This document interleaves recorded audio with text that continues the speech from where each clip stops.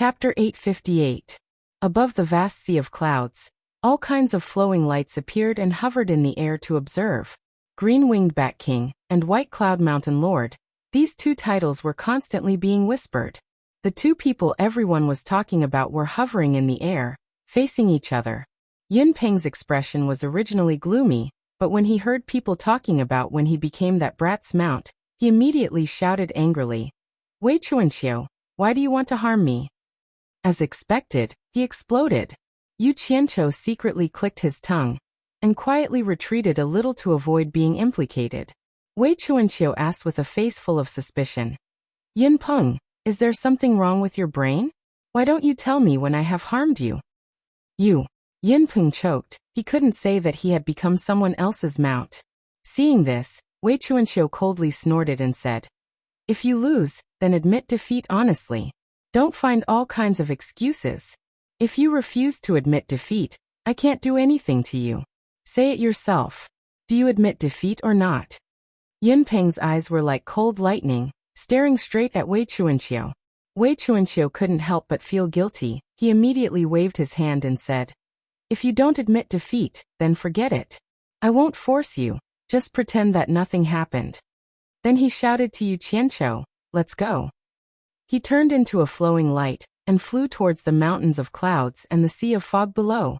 Yu Qianqiu didn't say anything. He looked at Yin Peng and acted as if he didn't know anything. He chased after Wei Chuanqiu. The two of them passed through the misty clouds one after another, and the view before them suddenly became clear. Below the clouds, there were many strange mountains, like stars in a chessboard. On top of every mountain, there were houses of different styles. Some were tall buildings, some were courtyards, some were green tiles and red walls, and some were resplendent in gold and jade. In the middle of the mountains, there was a huge square, crowded with people. It was very lively. It was very similar to what Yu Qianqiu saw in the 100 Flowers Valley. It was filled with stalls of small merchants and peddlers. The perimeter of the square began to spread out with many winding main roads, leading in all directions. The winding main roads branched out into many branches, leading to every mountain. Seen from the air, the main and branch roads that wound between the mountains looked like thick and thin gray ribbons, intertwining and intertwining like a labyrinth, dazzling the eyes. There was an endless stream of people on the grayish-white ribbon, and there were people flying across the sky from time to time. It was very lively. The two of them stopped in the air below the clouds and looked down with different expressions. Wei Chuanqiu sighed with emotion. After 10,000 years, he saw the prosperity of the illusory immortal city again. On the other hand, Yu Qianqiu looked around at the various buildings on top of the mountain and asked blankly, "Could this be the hallucinatory immortal city?" He felt that it was different from what he had imagined, and he couldn't tell what was hallucinatory about it. Where else could it be if not the illusory immortal city? Wei Chuanqiu was startled as she spoke. She turned around and sized him up suspiciously. "Could it be that you've never been to the illusory immortal city before?" Yu Qianqiu replied casually, "What's so strange about that? I've always been concentrating on cultivating, and haven't come out to gain experience. It's very normal that I haven't been to the illusory immortal city before." "You're so cunning and despicable before coming out to gain experience. What would you be like if you came out to gain experience?" Wei Chuanqiu had a face of disbelief. She noticed that she couldn't tell if Yu Qianqiu was speaking the truth or not from his face. Her small eyes were filled with puzzlement as she asked, "What exactly do you want to do here? Could it be that you want to buy or sell something?" "No." Yu Qianqiu turned his head to look at the mountains below. He frowned and said, "Bat King Wei, where is the Merchant Alliance?" Wei Chuanqiu pointed at the tallest mountain below and pointed at the magnificent buildings on the mountain. "That's the Merchant Alliance. Why are you looking for it?" Yu Qianqiu's eyes lit up slightly. He rubbed his hands and said, "Nothing much, just registering a Merchant Alliance." Wei Chuanqiu's expression froze. He sized up Yu Qianqiu in disbelief. "You're not joking, are you? Or did I hear wrongly? You want to register a Merchant Alliance?" Yu Qianqiu scratched his head and asked, "Is there a problem?" Wei Chuanqiu didn't know whether to laugh or cry. "You're just a soul formation stage itinerant cultivator, registering a Merchant Alliance? Let's not talk about the large amount of spirit stones needed to register. A merchant alliance isn't something that one person can play with. Be careful that you'll be eaten up by others. I want to know what you do for a living. If someone wants to eat me up, you go and beat them up. Yu Qianqiu threw down a sentence disapprovingly, then directly flew towards the grandest building. Wei Chuanqiu was stunned on the spot. He was speechless for a long time. What's your relationship with this kid? A question suddenly came from behind. Wei Chuanqiu turned around to look at Yun Peng. Actually, he didn't need to turn around to know it was Yun Peng. He smiled bitterly. It's a long story. I'm just unlucky. You should go back to your Baiyin mountain. This kid looks like a troublemaker no matter how I look at him. Don't get involved. Yun Peng paused, a glimmer of light flashed in his eyes. He then said expressionlessly, "Do you think I'm like you, always slacking off? I'm willing to admit defeat. I will abide by the bet from back then." You. Wei Chuanqiu suddenly turned around, waved his sleeves and sighed. Why do you have to do this? You and I both know that was just a joke back then. You and I were competitive. It can't be taken seriously. It's just 10 years, it's no big deal. Yun Peng said indifferently. Back then, the two of them were proud of their speed. Because of a disagreement, they made a bet, both of them competing in speed. The bet was that the loser would run for 10 years for the winner. At that time they competed many times, but they were evenly matched, no one could win. Now that Wei Chuanqiu had slacked off and won, whether the bet was valid or not depended on both of them. The two of them floated in the air, extremely conspicuous. Wei Chuanqiu looked wretched, his body was thin, and his sleeves were strangely big, while Yun Peng's aura was extraordinary. The two of them, one green and one white, formed a clear contrast. The passers-by would size up the two of them from time to time. Those who knew them were in awe. Those who didn't seemed to be watching a joke. After a moment of silence, Yun Peng stared at the mountain peak where Yu Qianqiu flew to, and said lightly, "Your little friend seems to be in some trouble." Before he finished speaking, Wei Chuanqiu had already flashed over, followed by Yun Peng. Yu Qianqiu, who was blocked outside the main hall, looked at the two golden-robed men at the door, feeling depressed. The reason why they didn't let him in was because the guards told him that this place was the Chamber of Commerce Alliance, and only the Chamber of Commerce Alliance matters were handled. Other unrelated people were not allowed to trespass. Yu Qianqiu nodded and bowed, telling them that he was here to register a Chamber of Commerce, but they told him that registering a Chamber of Commerce required a referral from another Chamber of Commerce, otherwise he would not be allowed in. Yu Qianqiu had never heard of this rule, and thought that the two guards were purposely making things difficult for him, but in the end he was very understanding, and took out 2 storage bags with a smile, and secretly stuffed them into the hands of the two, so that they could make things convenient for him. The 2 guards were dumbfounded. It was the first time they had seen such an open bribe. It was no different from harming them. If they were found out, they would be in trouble. The two of them were furious, as if they had caught a hot potato.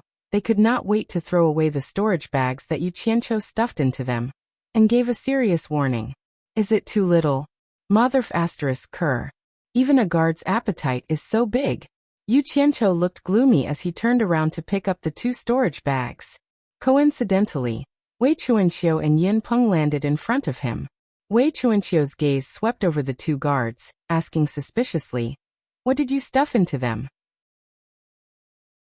Yu Qianqiu lowered his voice and mocked, "Their appetite is too big. There are 10 divine-grade spirit stones in each storage bag. It seems they think it's too little, not letting me register." Bribing in public? Wei Chuanqiu and Yun Peng's faces twitched. The former asked with difficulty, "Why did you give them spirit stones? Don't tell me you want to barge in without a referral from another Chamber of Commerce." Yu Qianqiu blinked for a moment. "Do I really need a referral from another Chamber of Commerce to register? This is the rule of the Chamber of Commerce Alliance, mainly to prevent people with unknown origins from causing trouble. Don't you know?" Wei Chuanqiu weakly raised his hand to his forehead. The sharp light in Yun Peng's eyes receded, his eyelids drooping slightly as he maintained his silence. Yu Qianqiu turned around to look at the open doors, muttering under his breath, "Damn it! There's such a lousy rule. Why haven't I heard of it before? Who should I look for a referral?" Pondering for a moment, his eyes lit up, asking, Bat King Wei, Wang Gutong should have a business here, right? Do you know where it is? Wei Chuanxiu frowned, asking suspiciously. The Immortal World's #1 Chamber of Commerce, Wang Gutong? Are you familiar with Wang Gutong? For a referral like this, if one doesn't have a good understanding of the other party's background, one wouldn't help. It might even be risky. Without old man Wan Bo's approval, no one would dare to help Wang Gutong. Are you sure Wang Gutong is useful? I'll give it a try. Yu Qianqiu looked around, asking, Which mountain is Wang Gutong on? At this time Yin Peng, who had been silent all this time, suddenly pointed to a mountain not far away. Over there. Yu Qianqiu took the opportunity to look at the gray buildings on the opposite side of the mountain. Nodding his head, he put away the 2 storage bags in his hands and flew off in a flicker. Wei Chuanxiu and Yin Peng exchanged a glance, then followed after Yu Qianqiu. Both of them were curious whether Yu Qianqiu was really that capable, choosing the #1 sect in the immortal world, Wang Gutong, out of all people.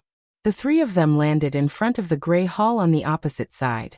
This place was obviously livelier than the Commerce Alliance's area, with people walking in and out of the hall. Wei Chuanxiu and Yin Peng followed behind Yu Qianqiu. More importantly, the 2 of them standing together was too eye-catching, immediately attracting the attention of many people. Elder Wan Gai, who was sitting behind the curtains in the side hall, stood up and walked out in large strides. From afar, he cupped his fists towards Wei Chuanxiu and Yin Peng. So it's the Green-Winged Bat King and White Cloud Mountain Chieftain. Sorry for the disrespect. These 2 people's names did have some influence in the immortal world. Everyone in the hall stopped to look at them.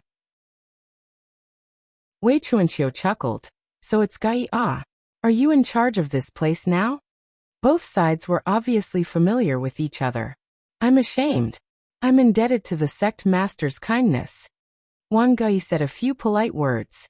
His gaze fell on Yu Qianqiu, who was flanking Wei Chuanxiu and Yin Peng.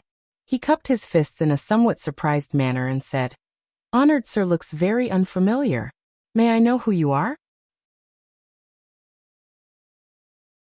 Chapter 859. He clearly misunderstood. Not being able to see through Yu Qianqiu's cultivation was one reason. But the most important reason was that Yu Qianqiu had Wei Chuanxiu and Yin Peng following behind him. These 2 followers were more powerful, and ordinary people couldn't afford to use them. I'm no expert, Yu Qianqiu smiled self-deprecatingly and cupped his hands.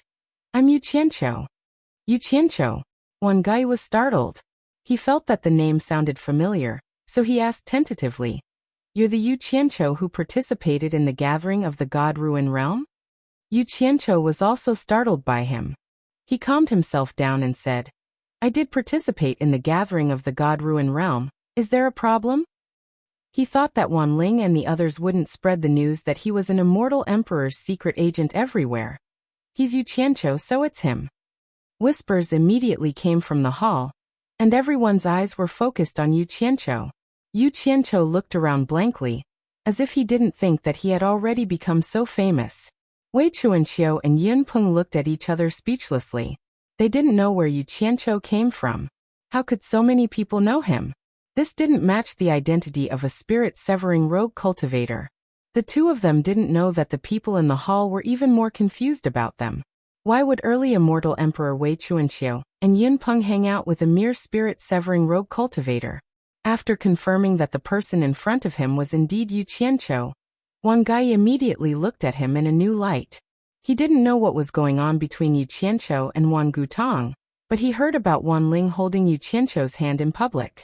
Wan Ling was deeply doted on by Wan Bushing. Wan Gai had to give face to Wan Ling's lover. He immediately cupped his hands towards the 3 of them and said, It's rare for 3 esteemed guests to come. Please come in. The 3 of them didn't stand on ceremony, and followed him to the room on the left of the hall. After sitting down, Wan Gai asked with a smile, I don't want to make a deal, I just have a request. I want to register a merchant association with the Alliance, but I need to be recommended by another merchant association. I'm afraid I'll have to trouble your merchant association to be my referral. I want to register a Chamber of Commerce in the Chamber of Commerce Alliance, but I need a referral from another Chamber of Commerce. I'm afraid I'll have to trouble your Chamber of Commerce to be my referral. The smile on Wan Gui's face froze for a moment. Then he laughed it off and said perfunctorily, I can't make the decision on this. This matter must be approved by our sect leader.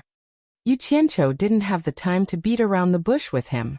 There was a big mess waiting for the Chamber of Commerce to be established, so he bluntly said, I don't need you to make the decision. Please send a message to your Chamber of Commerce's sect master. He will tell you what to do. Yu Qianqiu didn't have the time to beat around the bush. There was a big mess waiting for the establishment of the Merchant Association, so he said bluntly, You don't need to make a decision.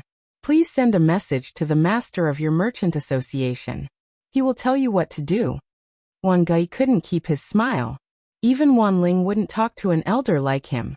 If it weren't for Wei Chuanqiu and Yin Peng sitting here, he would have sent them away.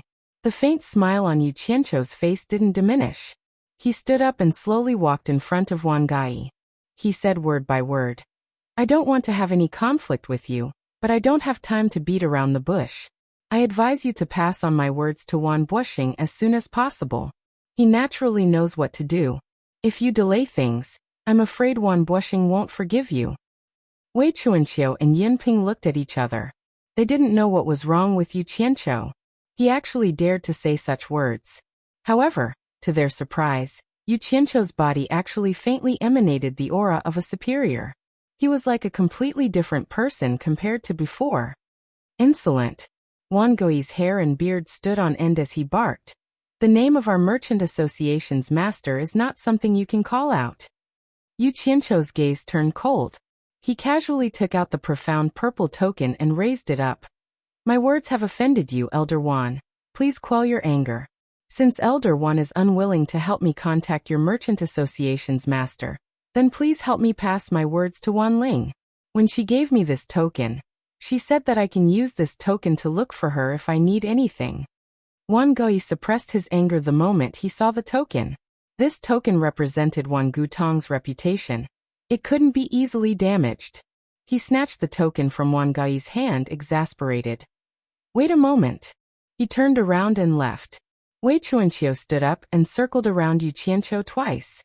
Then he clicked his tongue and said, Where did you come from? A profound zither token shouldn't be something that someone of your cultivation level can obtain, right? How would I know? Someone forcefully gave it to me. Yu Qianqiu shrugged innocently. Don't give me that. Wei Chuanqiu rolled his eyes. Tell me honestly, who is the Wan Ling who gave you the token? She must be a woman, right? Yin Peng at the side chimed in. I heard she's Wan Buxing's precious granddaughter. Wan Buxing dotes on her a lot. She wasn't born before you went into seclusion.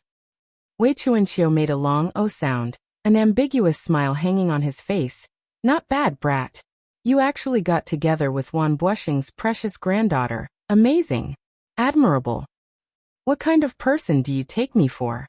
Yu Qianqiu snorted disdainfully. Not long after the two of them messed around, Wan Gui hurried in, slightly fearful as he bowed to Yu Qianqiu. I've offended you just now, please forgive me. The sect leader has personally instructed me to do my best to cooperate with you. Before this, he had thought that Yu Qianqiu was someone who relied on Wan Ling to live off a woman. After contacting Wan Ling, he relayed Yu Qianqiu's words to her, and Wan Ling nervously asked him to wait for a moment. What surprised Wan Gui was that not long after, Wan Buxing personally contacted him, warning him in an unusually serious tone. Promise him, try not to provoke him in the future, this person's background is very deep. Wan Buxing only gave him such a short sentence, but Wan Gui immediately sensed something unusual. Wan Gutong was already the #1 chamber of commerce in the immortal world, and from Wan Buxing's mouth, how could it be simple? In addition to Yu Qianqiu's previous words and actions, Wan Gui was a little shocked, faintly suspecting that Yu Qianqiu had some connection with the Immortal Palace. Otherwise, how could Wan Buxing treat him so cautiously? But thinking about it, it didn't seem right.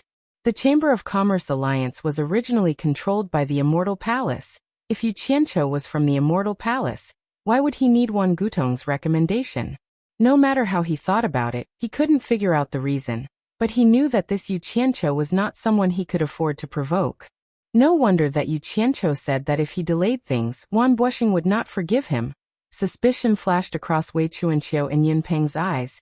The change in Wang Gai's attitude was too big. Yu Qianqiu smiled as he received the token from Wang Gai. There's no time to lose. Then I'll have to trouble Elder Wan to accompany me to the Chamber of Commerce Alliance. I dare not, please. Wang Gai made an inviting gesture. The group of 4 immediately left the Great Hall, flying directly to the Chamber of Commerce Alliance, landing outside the Great Hall. Wang Gai walked briskly to the Great Hall entrance, taking out the Wan Gutong Chamber of Commerce Alliance's token for the 2 guards to verify. The 2 guards looked at Yu Qianqiu in surprise, cursing him inwardly for being crazy. Since he could invite Wan Gutong as a referral, why was he still spouting nonsense? The 4 of them were immediately let in. After entering the Great Hall, Wang Gai had the 3 of them wait for a moment, while he himself held the Wan Gutong Chamber of Commerce Alliance's token, heading to the back hall without any obstructions. No one knew what Wang Gai did, but it took some time before he brought 2 golden-robed old men with him. Seeing Wei Chuanqiu and Yun Peng, the 2 of them cupped their fists in greeting, exchanging a few words of greeting. It was obvious they knew each other. One of them looked at Yu Qianqiu. You're Yu Qianqiu. You want to register a Chamber of Commerce? That's right. Yu Qianqiu replied in a tone that was neither haughty nor humble.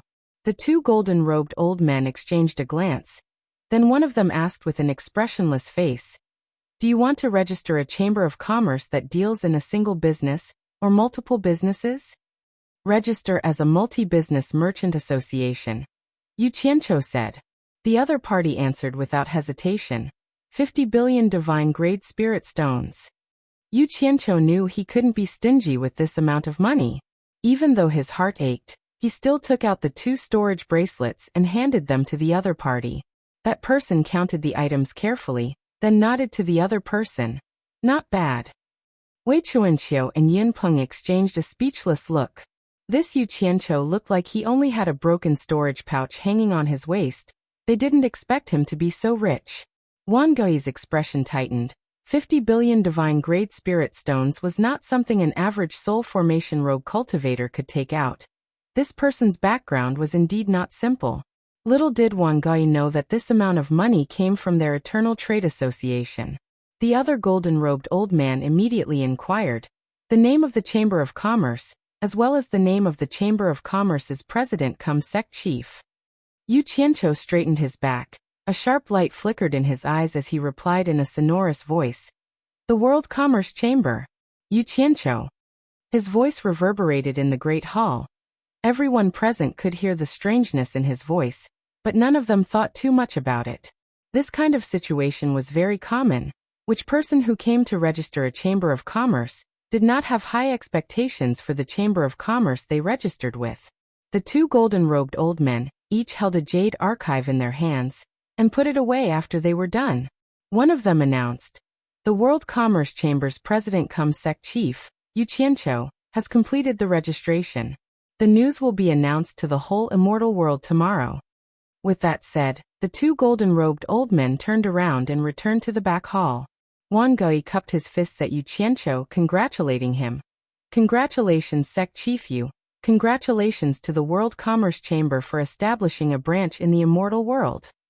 Yu Qianqiu blinked for a second, then asked suspiciously, the registration is completed just like that? Wang Gai smiled. Yes, the registration is completed. Just like that, they charged me 50 billion divine-grade spirit stones? Yu Qianqiu's face twitched uncontrollably. Wang Gai smiled wryly, thinking to himself, who would dare to reason with the immortal palace? He waved his hand, indicating that there was nothing to do here, and they could not stay any longer. The group of 4 exited the Chamber of Commerce Chamber's Great Hall, walking to the hillside outside. The sun was shining brightly outside. Yu Qianqiu rubbed his face with both hands, but the pained expression on his face could not be erased. Wei Chuanqiu seemed to have regained his senses, staring at Yu Qianqiu with a cold sneer. Feeling heartache, right? But you're really rich, using 50 billion divine-grade spirit stones to buy the position of sect chief. Really extravagant. Ehe. You're the only sect chief in the whole World Commerce Chamber. Interesting. Chapter 860. Who says I'm a lone sect leader? Yu Qianqiu looked at Wei Chuanqiu indifferently. His eyes narrowed as he said slowly, "Don't I still have you?" Wei Chuanqiu was rendered speechless. Noticing that Yun Peng and Wan Gari were looking at him suspiciously, Wei Chuanqiu straightened his face. "Yu Qianqiu, don't drag that world commerce of yours into my head. I have no interest in your rundown world commerce that has nothing." Yu Qianqiu tilted his head to avoid the dazzling sunlight. Looking at the streams of light rising and falling in the sky, he slowly said, "Everything starts from nothing. What should have will eventually have. It's time for a lone sect leader like me to recruit some subordinates." As he was speaking, his eyes suddenly narrowed, looking at the buildings on the surrounding hills, asking in astonishment, "Other merchant houses have their own hills here. Where is my territory?" Everyone exchanged a glance. Then Wan Gai said as if it was a matter of course, "Naturally you have to buy it." "You have to buy it? Didn't you pay 50 billion divine-grade spirit stones just now?" Yu Qianqiu exclaimed in shock. "It's fine if you don't have to spend money," Wei Chuanqiu said with a mocking smile. "There is another method that the World Commerce Alliance allows. If you fancy a house's territory, you can use your name as the World Commerce House's sect leader to issue a challenge to that house's sect leader. According to the World Commerce Alliance's rules, both houses' sect leaders are allowed to challenge each other. As long as you win against the other house's sect leader, the other house has to give up their hill to you. Then you don't have to spend a single spirit stone." "If this works?" Yu Qianqiu was rendered speechless for a moment, then asked with a lack of confidence, "How many spirit stones does it cost to buy a hill?" He admitted that he didn't have the ability to challenge other houses' sect leaders, thus he didn't count on saving money. Wei Chuanqiu was the first to answer, decisively raising a finger. 10 billion divine-grade spirit stones. If you're not willing to pay this amount, and don't want to challenge other houses' sect leaders, then learn from them." As he spoke, he pointed at the huge plaza surrounded by mountains. There were countless stalls and vendors there. The meaning behind his words was obvious. He wanted Yu Qianqiu to learn from them and set up stalls there. Yu Qianqiu's expression twitched. He gritted his teeth and said, "This old man is now the Grand Sect Master of the World Chamber of Commerce. How can I do something like setting up a stall? I think I'll leave this matter to you. I'll prepare the things to sell for you. There's no need for you to worry." Yin Peng and Wan Gui stared at Wei Chuanqiu at the same time. The latter's smile froze on his face. After a long while he said, "What? Why? Why not?" "Because you promised to help me." Yu Qianqiu spoke with an indifferent expression. "If you don't want to set up a stall, I won't force you. Lend me 10 billion divine-grade spirit stones first. I'll repay you later." 10 billion? Wei Chuanqiu was dumbfounded. "I don't see any hope of a lone sect master like you making money. What's the difference between lending you 10 billion spirit stones and throwing it away? I don't even have enough spirit stones for my own use. I can consider giving you 1 or 200 million spirit stones for free. 10 billion is out of the question." Yu Qianqiu's eyes lit up. He had said it casually, but from the other side's words, it seemed like he could really take out 10 billion spirit stones. He coughed lightly. "For an expert like you, taking out 10 or 20 billion spirit stones shouldn't be a problem. As for my ability to repay you, you don't need to worry about it. Think about it, I can take out 50 billion spirit stones to register the World Chamber of Commerce. Do you think I'll be short of your 10 billion? Wei Chuanqiu shook his head like a rattledrum, refusing. "Since you're so rich, why are you thinking about me? I haven't had any income for many years, living off my savings. If you want to borrow money, find someone else. For example, their Wan Gutong is very rich. Don't you have a close relationship with them?" His finger pointed at Wan Gai. Wan Gai lowered his head and pretended he didn't hear anything, pretending he didn't know anything. "This matter has nothing to do with me." Yu Qianqiu glanced at him. He wouldn't do something like reaching out to Wan Gutong for money again. As the saying goes, even a rabbit will bite when it's cornered. He couldn't keep trying to take advantage of the other party. If he pushed the other party into a corner, he would be the one in trouble. This kind of stupid thing couldn't be done. "Way back, King, you promised to help me." Yu Qianqiu emphasized this point once again. Wei Chuanxiu immediately protested. It's true that I promised to help you, but I can't possibly take out my savings to play with you. Look at what you've done. You actually spent 50 billion to buy a lone sect leader, your brain. I'm not going to play along with you, and I can't afford to, because I'm not as extravagant as you. Wang Gaoyi was pondering the relationship between Wei Chuanxiu, Wang Gaoyi, and Yu Qianqiu, whereas Yin Peng was silently observing from the side. He too was pondering what was going on between Wei Chuanxiu and Yu Qianqiu. A person who could casually take out 50 billion divine-grade spirit stones and still dared to pester Wei Chuanxiu endlessly. No one would take him as an ordinary soul formation rogue cultivator. Lend me 10 billion, I'll return you 15 billion a year later.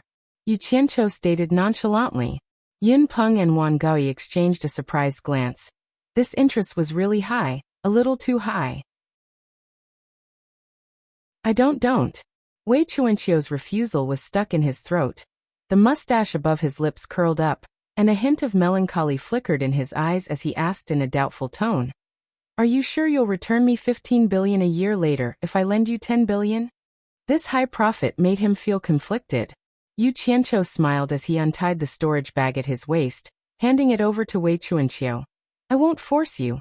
Take a look at the things inside before you decide if you want to lend them to me.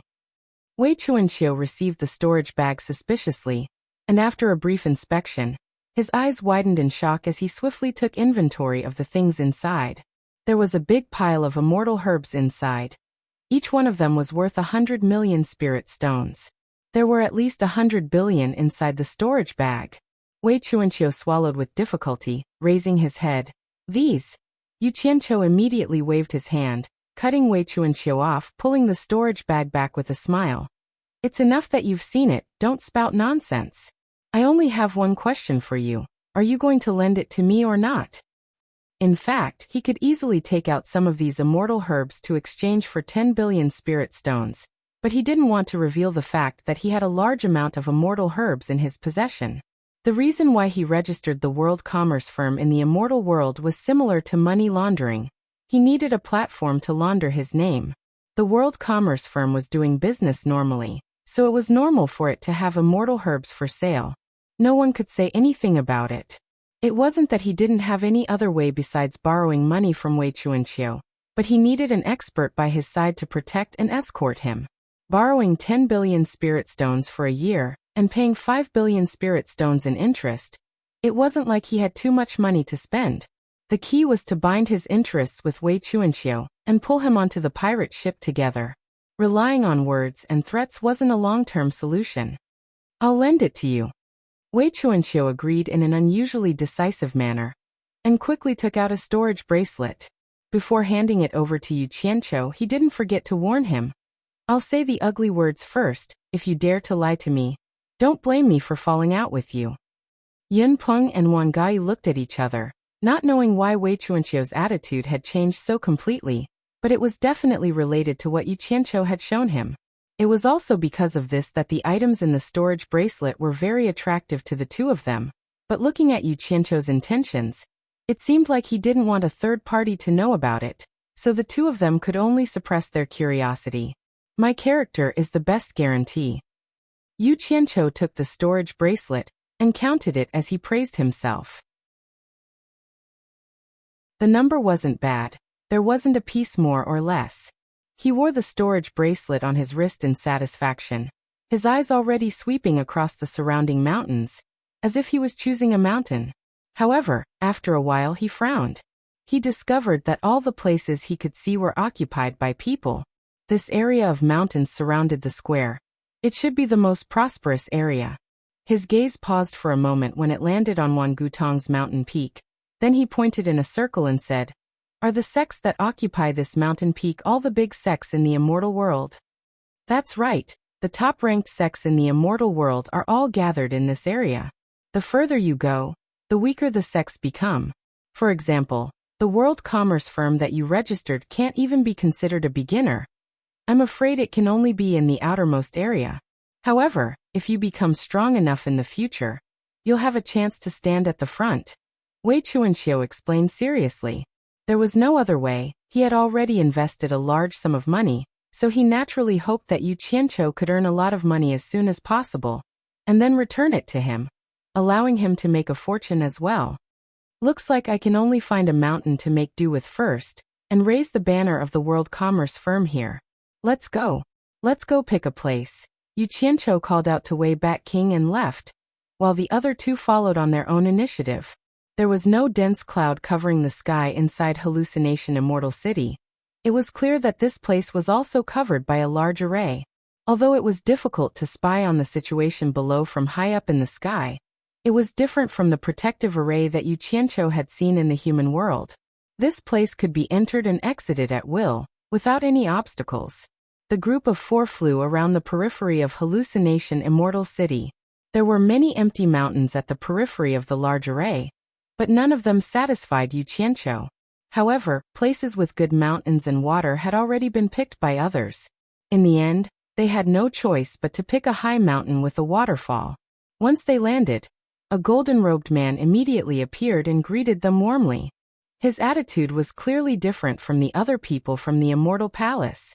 After Wei Chuanqiu's secret introduction, Yu Qianqiu understood that there was actually a golden-robed man squatting on every empty mountain in Hallucination Immortal City. These people were mostly people who didn't have much power in the Immortal Palace, so it seemed like they were exiled here. They could only return after selling the mountain and completing the mission. Otherwise, they would have to keep squatting on the mountain. Therefore, to these people, people like Yu Qianqiu who picked the mountain was their savior. Since they had already decided to buy it, and there was no price to negotiate, Yu Qianqiu didn't say anything. He simply and straightforwardly made a deal with the golden-robed man, buying this high mountain with a waterfall as the territory for the world commerce firm to open. Chapter 861. This mountain couldn't be considered very tall in the hallucinatory Immortal City, but compared to the surrounding mountains, it was still relatively tall. Standing at the top of the mountain, one could clearly see the situation of the surrounding mountains. However, there were very few trees on the entire mountain, and not a single tree could be seen. Large chunks of rocks were exposed. Looking around, the barren mountain seemed a little out of the ordinary. The only interesting thing was that there were tens of clear springs and ponds at the top of the mountain. The water converged into one, forming a waterfall on one side of the steep slope. Although the mountain was barren, it was still a bit interesting. Yu Qianqiu looked around with high spirits. Although the territory wasn't big, at least he had his own territory in the immortal world, and he wouldn't be homeless in the immortal world. After building it a little and pulling the people from the mortal world up, this would be everyone's starting point in the immortal world. Why did you choose this mountain? I think that mountain is pretty good. Wei Chuanqiu muttered and pointed into the distance. It was a lush and green mountain with towering ancient trees. Not only was it pleasing to the eye, it was also filled with vitality. Yu Qianqiu lowered his head and looked at the 6 to 7 meter diameter pool beside his feet. There was actually a school of small fish swimming around in it.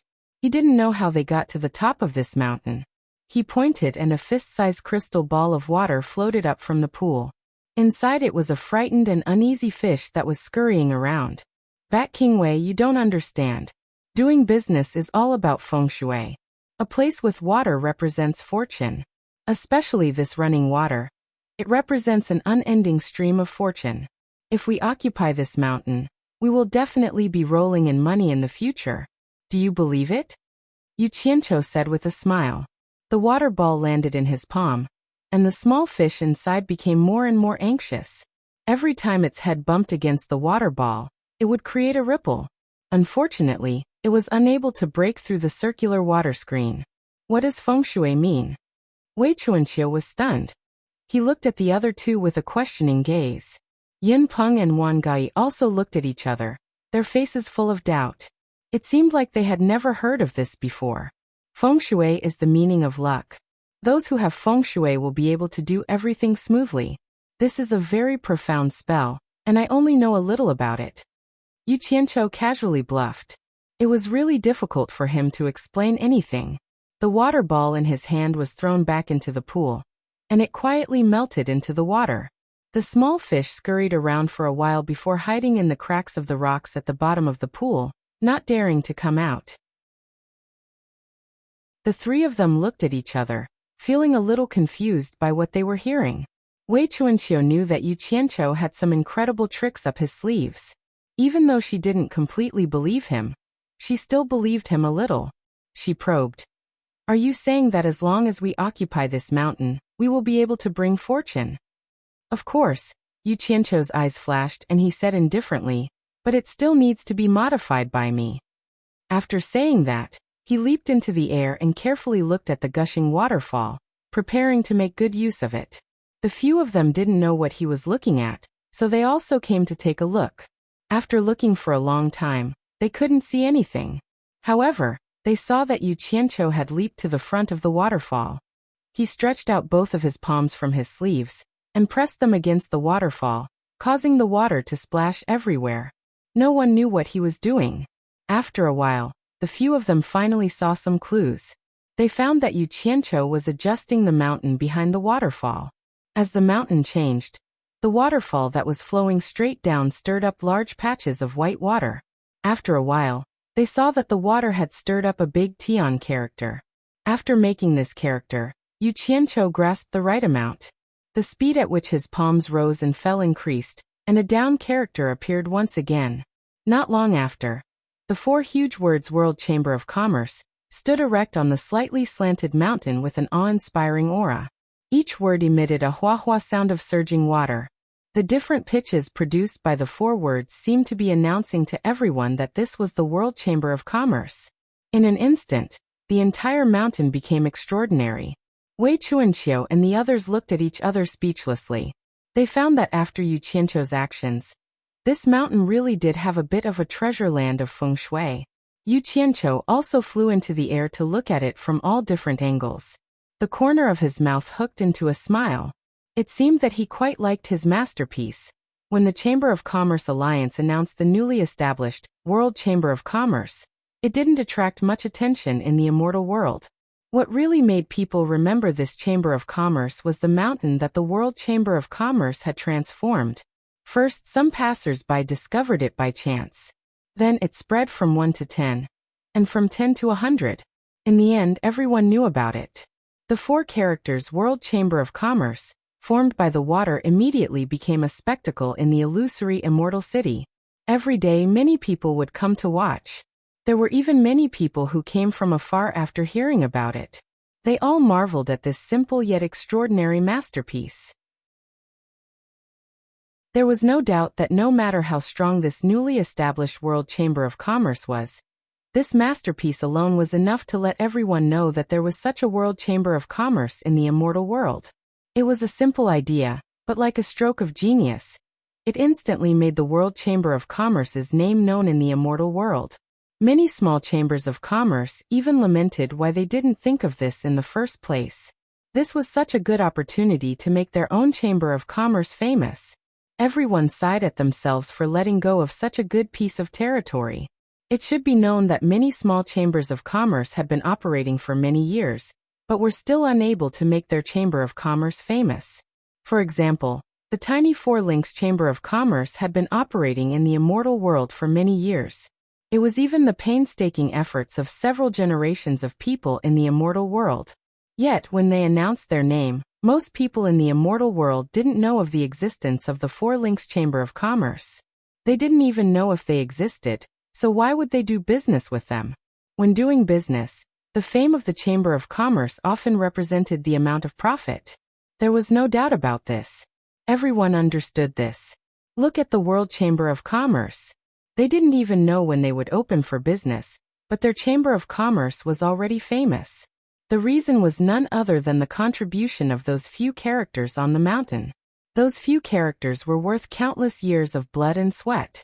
It was truly infuriating to compare oneself to others. Some people wanted nothing more than to bang their heads against the wall and die. The mountain was still the same mountain. It just had an owner and a few more characters on the mountain. Other than that, there were no other changes. There weren't even the most basic buildings. It was clear that the World Chamber of Commerce hadn't opened yet. Even so, Wei Chuanxiu had seen the changes in the past few days. They hadn't even started doing business, but their popularity was already booming. Once they opened for business, business would definitely not go wrong. The shifty-eyed Wei Chuanxiu had been wandering around the mountain with his hands behind his back for the past few days. He looked like he was patrolling the mountain. Yu Qianqiu didn't make him do hard labor, but he enjoyed it. He especially liked to wander around the side of the mountain with the characters. It was as if he wanted to tell everyone who came to watch that he was the owner of this mountain. It felt really good to receive the envious gazes of so many people. It seemed like this was the first time he had found this feeling after living for so many years. Although he knew that the owner of this mountain was Yu Qianqiu, he felt that he had spent 10 billion to have this popular territory appear. His contribution was definitely not small. It was only right for him to enjoy this bit of glory. He now had no doubts about Yu Qianqiu's feng shui treasure land. He had just occupied this territory, and it immediately became a treasure land. The feng shui was too good. He would definitely be able to make money in the future. However, the more he thought about it, the more conflicted he became. If business was booming in the immortal world, then he would be able to make a fortune. However, he would only receive 5 billion for the money he spent. Wasn't that too little? Wei Chuanqiu's beady eyes darted around, looking at Yu Qianqiu, who was also looking around the mountain. Yu Qianqiu had been thinking about how to use the current location to build this mountain, especially the dozens of clear springs and ponds. It would be a waste not to use them. Wang Gai had long returned to Wangutong. He had his own matters and couldn't always accompany them. Yin Peng, on the other hand, found a place to sit cross-legged on the mountain. He hadn't moved for the past few days, but he was constantly paying attention to Wei Chuanqiu's movements. Based on his understanding of Wei Chuanqiu, Yin Peng could vaguely guess that Wei Chuanqiu was up to no good. Yu Qianqiu, when do you plan to start work on this mountain? Wei Chuanqiu had slipped behind Yu Qianqiu without him noticing, asking with a smile. His concern was obvious on his face. Yu Qianqiu jumped on top of a large rock and looked around the mountain again.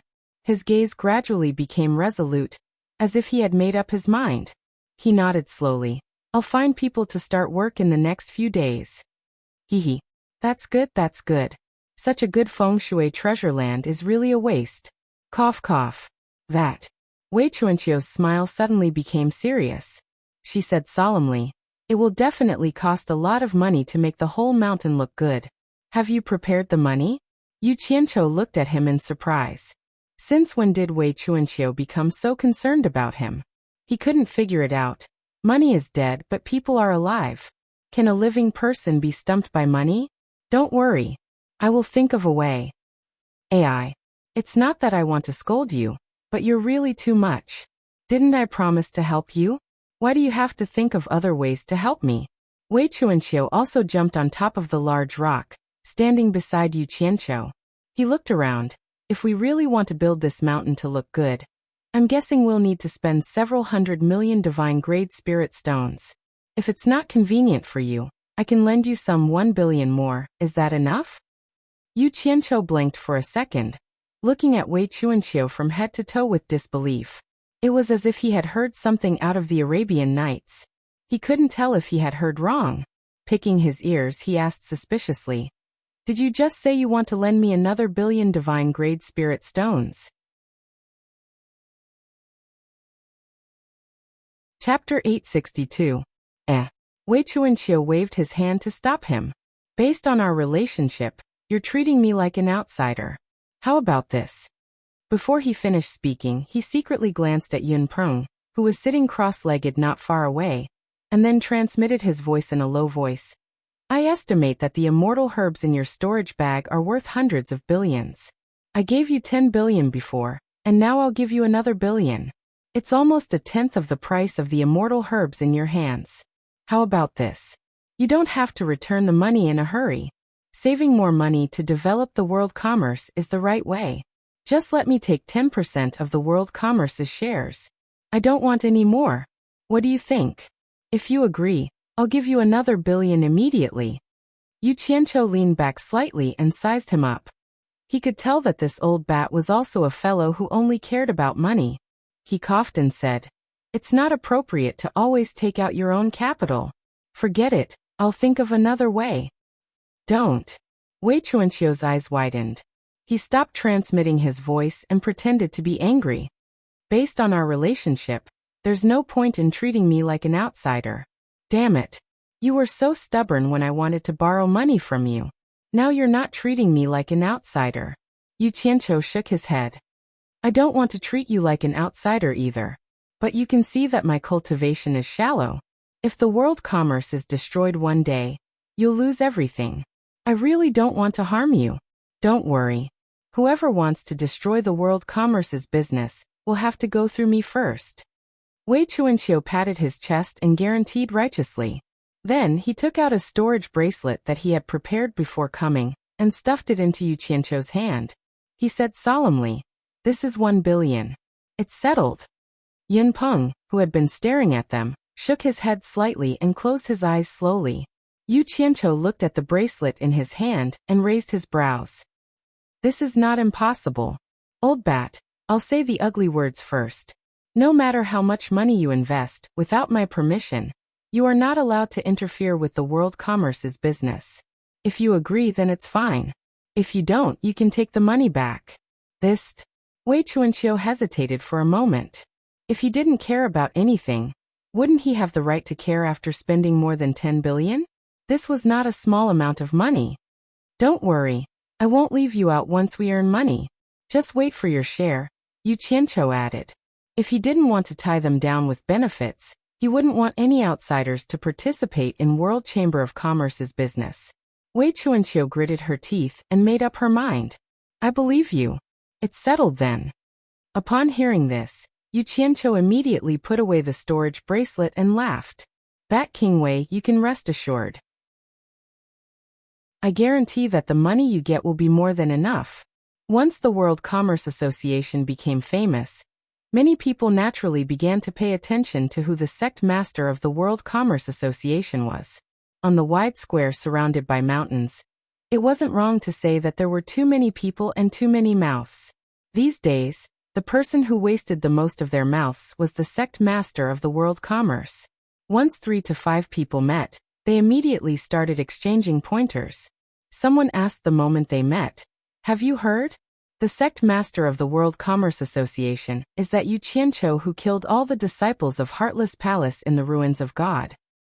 Another person immediately shook his head. That's really strange.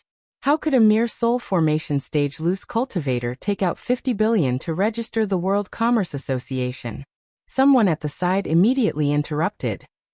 He's not an ordinary soul formation stage expert. It's said that his background is very deep. I personally saw White Cloud Mountain Lord Yin Peng become his mount. Go and take a look. Green Wingbat King and White Cloud Mountain Lord are following behind him. He has 2 early-stage Immortal Emperor experts as his subordinates. Have you seen a soul formation loose cultivator like this? In just a few days, the news of White Cloud Mountain Lord Yin Peng becoming Yu Qianqiu's mount had also spread like wildfire in the immortal world. For a time, countless people were guessing and investigating Yu Qianqiu's background. This Yu Qianqiu's first appearance was related to the Four Links Chamber of Commerce. However, after investigating the Four Links Chamber of Commerce, there was no way to investigate further. There was no other reason than that the current Four Links Chamber of Commerce was no longer something that ordinary people could afford to offend. The Four Links Chamber of Commerce had also become the focus of the entire immortal world. Immortal Palace External Affairs Great Commander Wuxia had taken a fancy to the daughter of Four Links Chamber of Commerce's President Mu Bing. After discussion and agreement between both parties, Great Commander Wuxia had already sent betrothal gifts. Both parties had set a wedding date for 3 months later. It was said that this marriage was formed because of the love at first sight between the male and female protagonists at the ruins of God Realm. Once this news was announced, the status of the Four Links Chamber of Commerce in the immortal world could no longer be described as rising with the tide. It was more appropriate to describe it as soaring. Countless loose cultivators and loose immortals trampled through the doors of the Four Links Chamber of Commerce, begging to join it. Many sects, big and small, even took the initiative to deliver business to the Four Links Chamber of Commerce. Moreover, They were the kind that would rather suffer losses than take the initiative to give up profits. Some even made it clear that they wanted the Four Links Chamber of Commerce to make a fortune. Everyone was well aware of why this was the case. It was nothing more than a show of goodwill towards Wuxia, hoping to use this opportunity to improve their relationship. Under these circumstances, who would dare to rashly approach the Four Links Chamber of Commerce to inquire about Yu Qianqiu's information? Even if a few people of considerable status tried to inquire about it, the Four Links Chamber of Commerce would refuse to answer any of their questions. They were unwilling to divulge any information about Yu Qianqiu's origins. In truth, no one in the Four Links Chamber of Commerce knew of Yu Qianqiu's origins. It was only because of a small misunderstanding during a recruitment that they mistakenly recruited Yu Qianqiu. It was also because of this misunderstanding that the Four Links Chamber of Commerce's fate underwent an earth-shattering change.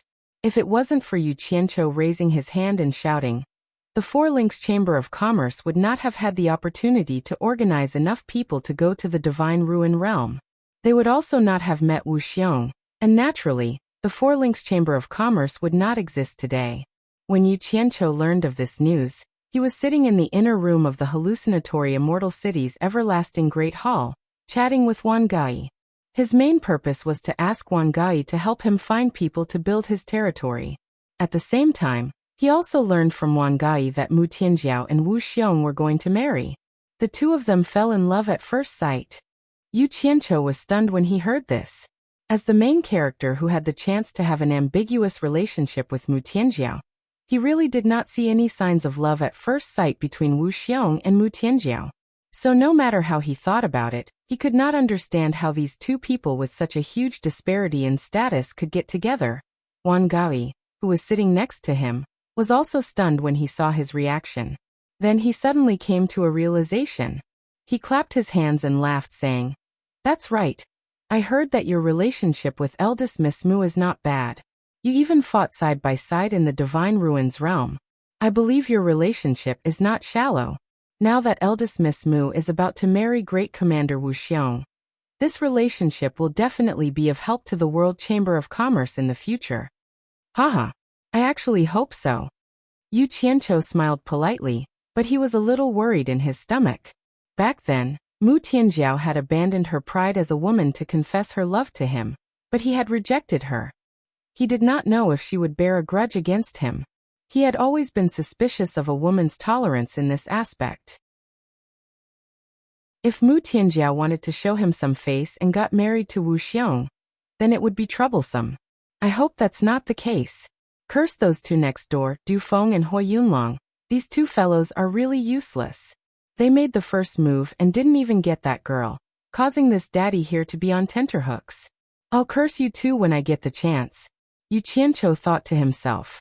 The two of them chatted for a while longer before Yu Qianqiu bid farewell to Wan Gai. Exiting the Everlasting Connection Branch's main hall, he left the hallucinatory Immortal City in a low-profile manner, and disappeared after finding a more secluded place. The underground world opened up by the Eastern Holy Lands had already become the place where the various feudal lords squatted for a long period of time. Most of them had thrown the family matters to their disciples. After getting their share of the immortal world's divine grade spirit stones, the little bit of money in the mortal world was nothing to them. Who had the mood to fight over a few small amounts of money in the mortal world? All of them looked forward to the good days that Yu Qianqiu described to them in the immortal world.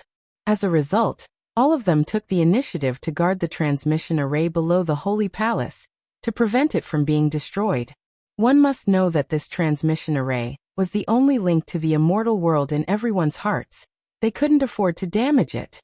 Of course, gathering over 300 soul formation experts to guard this transmission array was indeed making a big fuss over a minor issue. In fact, as long as they stayed quiet in the mortal world, no one in the mortal world would be more ridiculous than them. To put it bluntly, everyone was waiting here in anticipation of Yu Qianqiu's return. They didn't want everyone to go to the immortal world and leave them behind. That was a once-in-a-lifetime opportunity. How many years had it been since someone had ascended to the immortal world? No one wanted to miss it. In the end, Yu Qianqiu didn't fool everyone. He kept his promise and came back. When he appeared in the transmission array he made up, People around him immediately exclaimed, "The torture envoy is back!" Those who were leaning against the wall, squatting on the ground, or simply sitting on the ground all stood up. Pairs of eyes that had been waiting for a long time turned to look at him. Immediately, a wave of exclamations sounded. "It's true that the torture envoy is back. Torture envoy, you're finally back."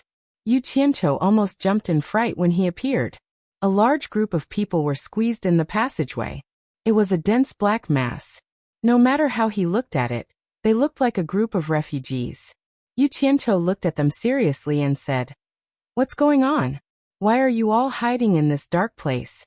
Did something happen in the mortal world?" Nongzhu flashed out of the crowd and looked him up and down. She said, "You really have been in the immortal world. When you speak, you don't even use the word cultivation world, but mortal world."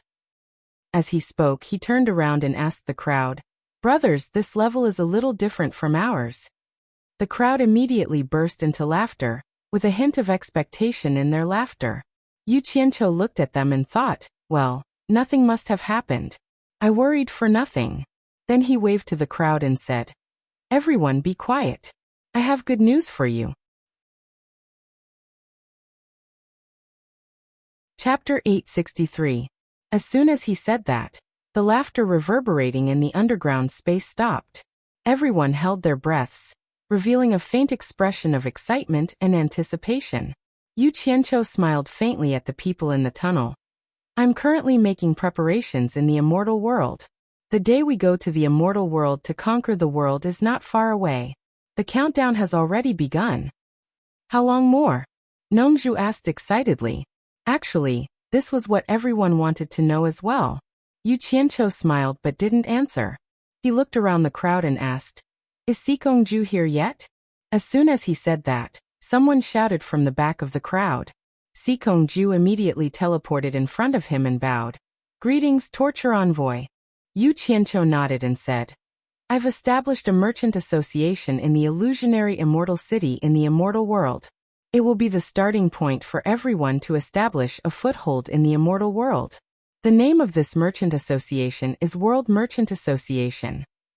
Do you understand what I mean? World Chamber of Commerce." Whispers and whispers immediately sounded in the crowd. Sikongju suddenly raised his head. His tightly clenched fists were faintly trembling as he said respectfully, "Sikongju doesn't know what torture envoy's intention is. Please enlighten me." "Whether you really don't know or not, the reason why I named this merchant association the World Merchant Association is very simple. Firstly, it's to commemorate your master Yin Baikong. But do you know why I want to commemorate Yin Baikong?" Yu Qianqiu's gaze slowly swept across the crowd as he said with a solemn expression, "I wouldn't know if I didn't make a trip to the immortal world. Cultivators like us, even if we go to the immortal world, we will still be vagrant cultivators with no one to rely on. The immortal world is filled with rich and powerful families. They rely on their strength to bully the weak. They are all ruthless fellows. Even if we go to the immortal world, we will still face many dangers. In the end, whether we can stand firm or not depends on whether we, the cultivators of the mortal world, are united or not. The reason why I named the Merchant Association the World Merchant Association is that I hope everyone can remember that Yin Baikong died fighting against the cultivators of the underworld. The people we will come into contact with in the future will definitely not only be from the immortal world, but also those from the underworld. In short, we, the cultivators of the mortal world, must unite. Once we are divided and our strength is scattered, only death will await us." Everyone instantly sank into silence. In fact, there was no need for Yu Qianqiu to say it. Everyone who had been tempered for a long time understood in their hearts that as long as there were people, there would be grudges. The more people there were, the more it was like this. Bullying the weak and fighting and killing were definitely unavoidable. Whether it was the cultivation world of the human world, or the immortal world, it was the survival of the fittest. This kind of thing could only be faced bravely. It was impossible to hide even if one wanted to. Yunantian, who was wearing a white cloak, walked out. He cupped his hands towards Yu Qianqiu and said, "You worry too much, torture master. We all know this, and we have already discussed it. With our cultivation, even if we reach the immortal world where experts are as common as clouds, we definitely won't be enough to fill the gaps between their teeth. However, we are very confident in the disciplinary master, and have already made up our minds to follow the disciplinary master to the end of our lives and conquer a place of our own in the immortal world. No matter what happens in the future, at least for now, none of us will allow a black sheep to appear among us. We will keep an eye on each other. If someone does something wrong to everyone, let alone the disciplinary master, even we won't let him go. It's good that you all understand. Yu Qianqiu looked around at the crowd and nodded. If anyone does something wrong to me and everyone else, I promise to make him suffer a fate worse than death. But then again, everyone here is an overlord in the human world. I have no reason to order you around. When we have enough strength in the immortal world, we will give everyone a chance to establish our own power. As he said this, he casually took out a jade archive and handed it to Yu Nantian, saying, I don't know much about the immortal world either. Here are some things I know about the immortal world. Take it and make a copy for everyone. Before we go to the immortal world, let's try to get a general understanding of the immortal world, so that we don't know anything when the time comes. Also, make arrangements for the human world as soon as possible. I don't want any trouble to befall our headquarters in the human world after we go to the immortal world. All of you better restrain your own people. Don't meddle in the affairs of the human world anymore. Focus on your cultivation. If anyone's subordinates cause any trouble, I will make them pay for it. I won't hold back. Yes, disciplinary master. The crowd saluted in unison. Nongzhu looked at Yu Qianqiu from the side and sighed inwardly. That scum of the cultivation world back then had now become the true controller of the human world and the cultivation world. Moreover, he had begun to extend his influence to the immortal world. Things were indeed different now. Yu Qianqiu didn't say much. Everything that needed to be said was written in the Jade Archive. A white mist filled the underground space. When the white mist dissipated, Yu Qianqiu was nowhere to be seen. The quiet crowd immediately became restless again. They fought to be the first to copy the Jade Archive from Yu Nanshan's hands. The construction on the mountaintop of the hallucinatory Immortal City's World Chamber of Commerce was progressing very quickly. The magnificent building on the mountaintop was already taking shape. The contractor for this construction project was the Pavilion of Divine Ordnance Chamber of Commerce. It was said that the Pavilion of Divine Ordnance had gathered all the skilled craftsmen in the immortal world in the field of construction. No matter how complicated or exquisite a building was, they could build it for you. Moreover, they were known for their perfect quality. They were very famous in the immortal world. Almost all the major sects in the immortal world had hired them to build important buildings. Of course, the cost was much higher than the others. The person in charge of this construction project was a hall master of the Pavilion of Divine Ordnance in the hallucinatory Immortal City. His name was Hisu. For the past few days, whenever Hisu saw Yu Qianqiu wandering around the mountaintop, he would get a headache. The main reason was that Yu Qianqiu was always trying to come up with creative ideas to add to the designs that had already been finalized. In truth, it would have been fine if Yu Qianqiu had said all of his ideas in one go. However, this fellow would always come up with new ideas, giving the Pavilion of Secrets a headache. One day, Yu Qianqiu suddenly found Hisu and requested to raise the building's foundation by one floor. He wanted to turn the top floor into a platform. Then, he wanted to add an octagonal flying beam roof that was half the size of the platform. The reason for this idea was that Yu Qianqiu suddenly thought of creating a place on the top floor where he could bask in the sun during the day and watch the stars at night. Even if it was raining, he could still enjoy the scenery from a high vantage point. Hisu's expression twitched. He had the urge to slap Yu Qianqiu twice. The tallest building in the hallucinatory Immortal City was only 6 stories tall. However, Yu Qianqiu had forcibly increased the height of a 12-story building to 22 stories. Now he wanted to add another floor. No one in the entire immortal realm had ever seen such a tall building. Putting aside the difficulty of construction, the most important thing was whether this fellow would add a few more layers later on. Sect Master Yu, there's something I have to remind you of. Hisu did his best to maintain his composure. You keep increasing the height, and it's a huge test of the building's bearing capacity. If you insist on adding another floor, you'll have to replace all the bearing columns at the bottom. You'll have to use 32 pieces of iron Phoebe that are over 10,000 years old. What's the price of 32 pieces of iron Phoebe? Wei Chuanxiu, who was following behind, interjected nervously. How could he not be nervous? The building that was originally priced at 800 million had been raised to 1,800 million by Yu Qianqiu, and the extra money was coming out of his own pocket. It would be strange if he wasn't nervous. Bat King Wei, it's not ordinary iron Phoebe, but 32 pieces of iron Phoebe that are over 10,000 years old. Hisu solemnly reminded Yu Qianqiu, then added, each piece of 10,000-year-old iron redwood costs around 10 million divine-grade spirit stones, so 32 pieces would cost 320 million divine-grade spirit stones.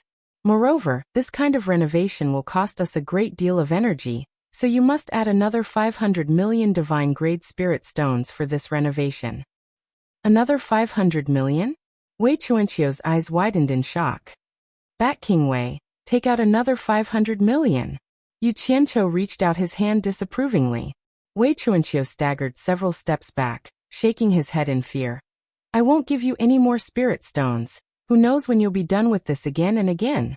I really don't have much spirit stones left. You've almost squeezed them dry. I really can't afford it anymore. Think of another way. Why should I give up what's near at hand and seek what's far away? Yu Qianqiu immediately threw out the words that Wei Chuanqiu had strongly urged him to join them in the past, pulling Wei Chuanqiu back with a beaming smile. If you're worried, how about this? I'll use something as collateral. What do you think? Wei Chuanqiu shook off Yu Qianqiu's hand, groaning in pain as he scratched his head like a madman. When he was done venting, he said word by word to Yu Qianqiu, Yu Qianqiu, I'm warning you, this is definitely the last time. There won't be a next time. With that said, Wei Chuanqiu turned around and threw a storage bracelet to Yu Qianqiu. Yu Qianqiu counted and found that the number was not bad. Waving the storage bracelet, he said to Wei Chuanqiu, Bat King Wei, don't worry, I promise you, this is definitely the last time. Shut up. Wei Chuanqiu's face twitched as he pointed a finger at Yu Qianqiu. Don't say the word promise to me again. Count how many times you've said promise to me. With that, Wei Chuanqiu immediately left, angrily sitting behind Yun Peng in the distance, not looking at them anymore. Yu Qianqiu was stunned. He turned around to look at the magnificent building that was still under construction, and for the first time, he realized that he really shouldn't continue with the changes. He handed the storage bracelet in his hand to Hisu. This is the last time, just build it according to what I said just now. After counting the spirit stones, Hisu didn't say anything else. As long as it was paid, everything else was not something he should be concerned about. He cupped his hands at Yu Qianqiu, then went back to make the arrangements.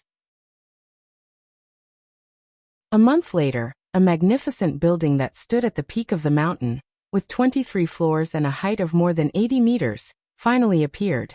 Apart from the height of the mountain, this building was definitely the tallest building in the Immortal realm. It was different from the other buildings in terms of beauty and grandeur, standing between the heavens and the earth, almost causing the entire Immortal realm to gasp in awe.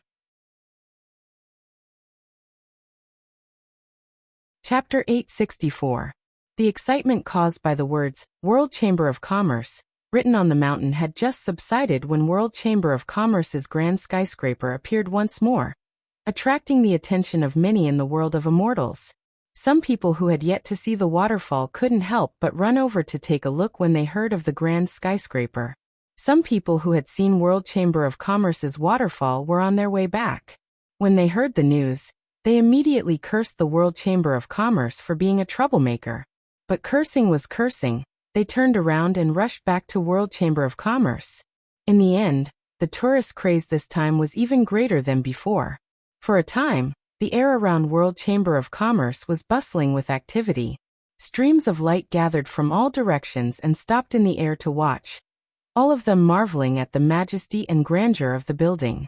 Little did they know that even Hisu and the others from the Pavilion of Heavenly Secrets who had built this skyscraper had stopped and stared for a long time before leaving World Chamber of Commerce. They inwardly marveled at its grandeur, wondering if they had really built this building themselves. He Su, who had been tormented by Yu Qianqiu all this time, no longer had a headache.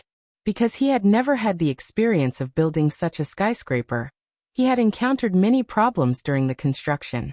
Instead, some of Yu Qianqiu's advanced ideas had helped him resolve many of the problems. Sometimes He Su even sighed inwardly. It was a pity that Yu Qianqiu hadn't joined the Pavilion of Heavenly Secrets. Otherwise, a master of construction would have risen in the world of immortals. He Su also understood that with the completion of this skyscraper, his position in the Pavilion of Heavenly Secrets would rise. His name would also spread throughout the world of immortals through this building. There was no doubt that it would bring great benefits to the Pavilion of Heavenly Secrets in the future. At the top floor of the Jade Pavilion, Wei Chuanqiu stood joyfully in front of the white jade railings at the edge. He looked at the world and sighed at the majesty of this building. He felt like he was standing on the shoulders of a giant that had never been surpassed before.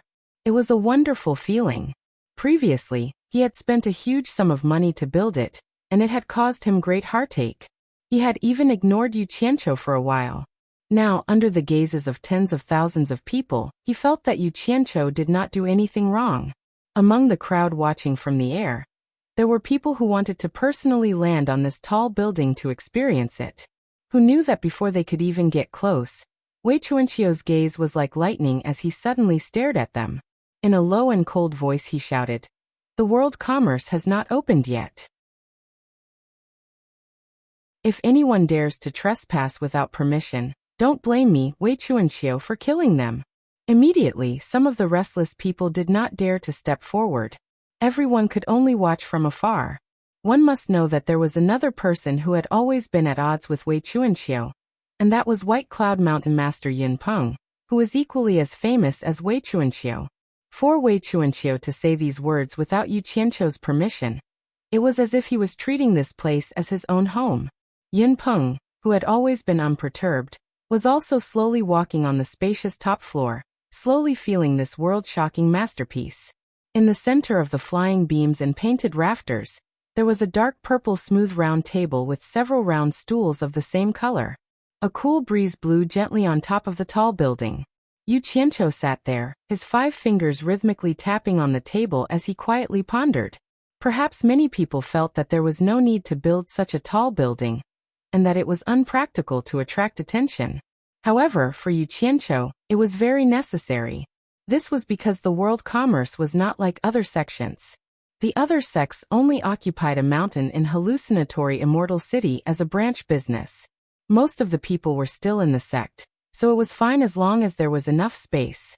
However, what Yu Qianqiu was considering was to give a decent place for the hundreds of lords in the mortal world. Everyone was coming to the immortal world to follow him in conquering the world. He might not be able to satisfy their other requests, but at the very least, he had to satisfy everyone with basic necessities. It would be even better if he could make everyone feel a sense of belonging to the world commerce. He had to accommodate a few hundred people, and also had to leave some space for business. Not having enough space was not enough. Therefore, Yu Qianqiu would rather spend a huge sum to solve all the problems at once. Otherwise, if everyone lived separately, they would definitely encounter unpredictable trouble or danger. If everyone gathered together, they would have something to rely on. After all, everyone's cultivation wasn't high in the immortal world, and the rules of hallucinatory Immortal City were enough to protect everyone. The registration of the world commerce, the territory, and a place to stay were all settled. The next step was the problem of manpower. Thinking of this, Yu Qianqiu slowly stood up and walked out of the flying beams and painted rafters with large strides. There was an uproar in the air. Everyone's gazes were on Yu Qianqiu. Words like "he was Yu Qianqiu" echoed in the air. Yu Qianqiu was already used to it. He walked to Wei Chuanqiu's side, looked into the distance and said faintly, "Help me send a message in hallucinatory Immortal City." Wei Chuanqiu was stunned. "Send what message?" "Say that world commerce will start recruiting people in 3 days. It doesn't matter if they're male or female, only ability. For now, we're only recruiting wandering cultivators at soul formation stage. We'll consider those with high cultivation later." Yu Qianqiu said faintly. I want to recruit 300 to 400 people. We'll talk about the pay in person. Recruiting 300 to 400 wandering cultivators at soul formation stage. But he doesn't want those with high cultivation? Wei Chuanqiu looked at him like he was looking at a monster. Then, a mocking smile appeared on his face. He guessed that Yu Qianqiu was afraid that his cultivation was too low, and that it would be difficult to handle those with high cultivation. If that really happened, then it would be too embarrassing as the sect master of world commerce. Actually, it'll be more convenient to recruit people with high cultivation. Wei Chuanqiu kindly reminded. Yu Qianqiu rolled his eyes and said unhappily, if I get a bunch of people with higher cultivation than me, then what's the point of me being the sect master? As soon as he said this, there was a burst of snickering in the air. Wei Chuanqiu said cheerfully, all right, we'll do as you say. I'll go run the errands. Then he turned into a stream of light and flew towards the center of hallucinatory Immortal City. This conversation was naturally leaked and quickly spread to everyone in hallucinatory Immortal City. A soul formation sect master leading a group of soul formation stage cultivators. Anyone who heard this would think it was a joke.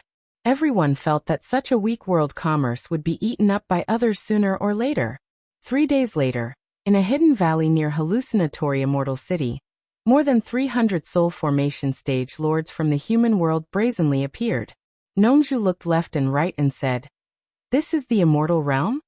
The others also looked around, wanting to see the difference between the immortal realm and the human world. Yu Qianqiu powerlessly waved his hand at everyone and said, everyone, you're all people who have been overlords in the past after all. Can't all of you have some poise? Look at all of you. Don't look around like this after entering hallucinatory Immortal City. People can tell with a glance that all of you are foreigners who have just arrived. It's fine if it's 1 or 2 people, but it's hard not to be suspicious when hundreds of people like this appear.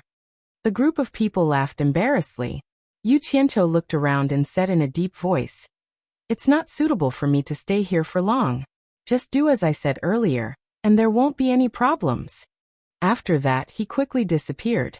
The group of people waited for a while after he left, and then they split into groups of 2 or 3 or groups of more than 10 people. They didn't leave in a single direction, but scattered in all directions one after another. Once they flew out of the valley, they saw a boundless sea of clouds that covered the sky and immediately knew that it was hallucinatory Immortal City. Flowing lights of all colors flew in and out of the boundless sea of clouds at high speed. Everyone was excited to see this. These were the immortals that everyone had been looking forward to for a long time, and they all hurried forward. The sky directly opposite World Chamber of Commerce was already filled with people. They were all here to see the excitement of World Chamber of Commerce's recruitment. Wei Chuanqiu stood at the entrance with his hands behind his back like a door god, while Yin Peng stood quietly at the top of World Chamber of Commerce's building. Yu Qianqiu held a jade archive in his hand and wandered around the entrance. He realized that although there were many people watching, not a single one was willing to sign up. He guessed that everyone thought that World Chamber of Commerce's future was bleak, so no one was willing to join. However, Yu Qianqiu wasn't worried in the slightest, because the people he wanted to recruit had already been decided internally. There was no other way, the unspoken rules were in vogue now. Even if others were willing to join, he wouldn't accept them. After waiting for a while, an early-stage divine transformation cultivator finally braced himself and landed in front of the entrance under the watchful eyes of the crowd. He cupped his fist towards Yu Qianqiu and said, I am willing to join World Chamber of Commerce and work for you. Yu Qianqiu stopped in his tracks and stood on the steps, smiling condescendingly as he said, welcome, welcome. However, there's something I need to tell you in advance. Our World Chamber of Commerce is currently in a tight financial situation, so we might only be able to give out our rewards once a year. That's right. How much do you expect to receive every year? Once a year? That person was stunned. He had come to this World Chamber of Commerce that not many people thought highly of, because he was short on money. If he couldn't even get paid in time, then what would he use for a year? That person was stunned. He gritted his teeth and said, May I know how much your esteemed World Chamber of Commerce can pay in a year? That's not necessarily true. Yu Qianqiu had a solemn expression as he said, "It mainly depends on the Chamber of Commerce's income. If we earn more money, we'll naturally give out more. If we don't earn any money, then we'll owe it for now and give it out when we have money." You don't have to look at me like that. I'm a very trustworthy person, so I'm telling the truth and don't want to lie to you. There was a burst of snickering in the surroundings. If anyone was willing to join this kind of chamber of commerce, then that would really be strange. With his hands behind his back, Wei Chuanxiu turned his head to the side and rolled his eyes endlessly. It would be a wonder if they could recruit people like this. It's just that I, your grandfather, have such a hard life. Perhaps that person's brain couldn't wrap around it for a moment. After being stunned for a while, he awkwardly cupped his fists and said, "I'll think about it again." Without waiting for Yu Qianqiu to urge him to stay, he turned and ran, causing Yu Qianqiu to shake his head and sigh. The people hovering in the air roared with laughter. Those who were originally tempted to join the World Chamber of Commerce immediately gave up on the idea after hearing what Yu Qianqiu said. Many people also noticed that a group of soul formation cultivators were flying over from the middle of the mountain. The waterfall flew straight down. A group of soul formation cultivators from the human world couldn't help but hover in the air halfway up the mountain. They all stared unwaveringly at the four giant words World Chamber of Commerce that were surging out of the water.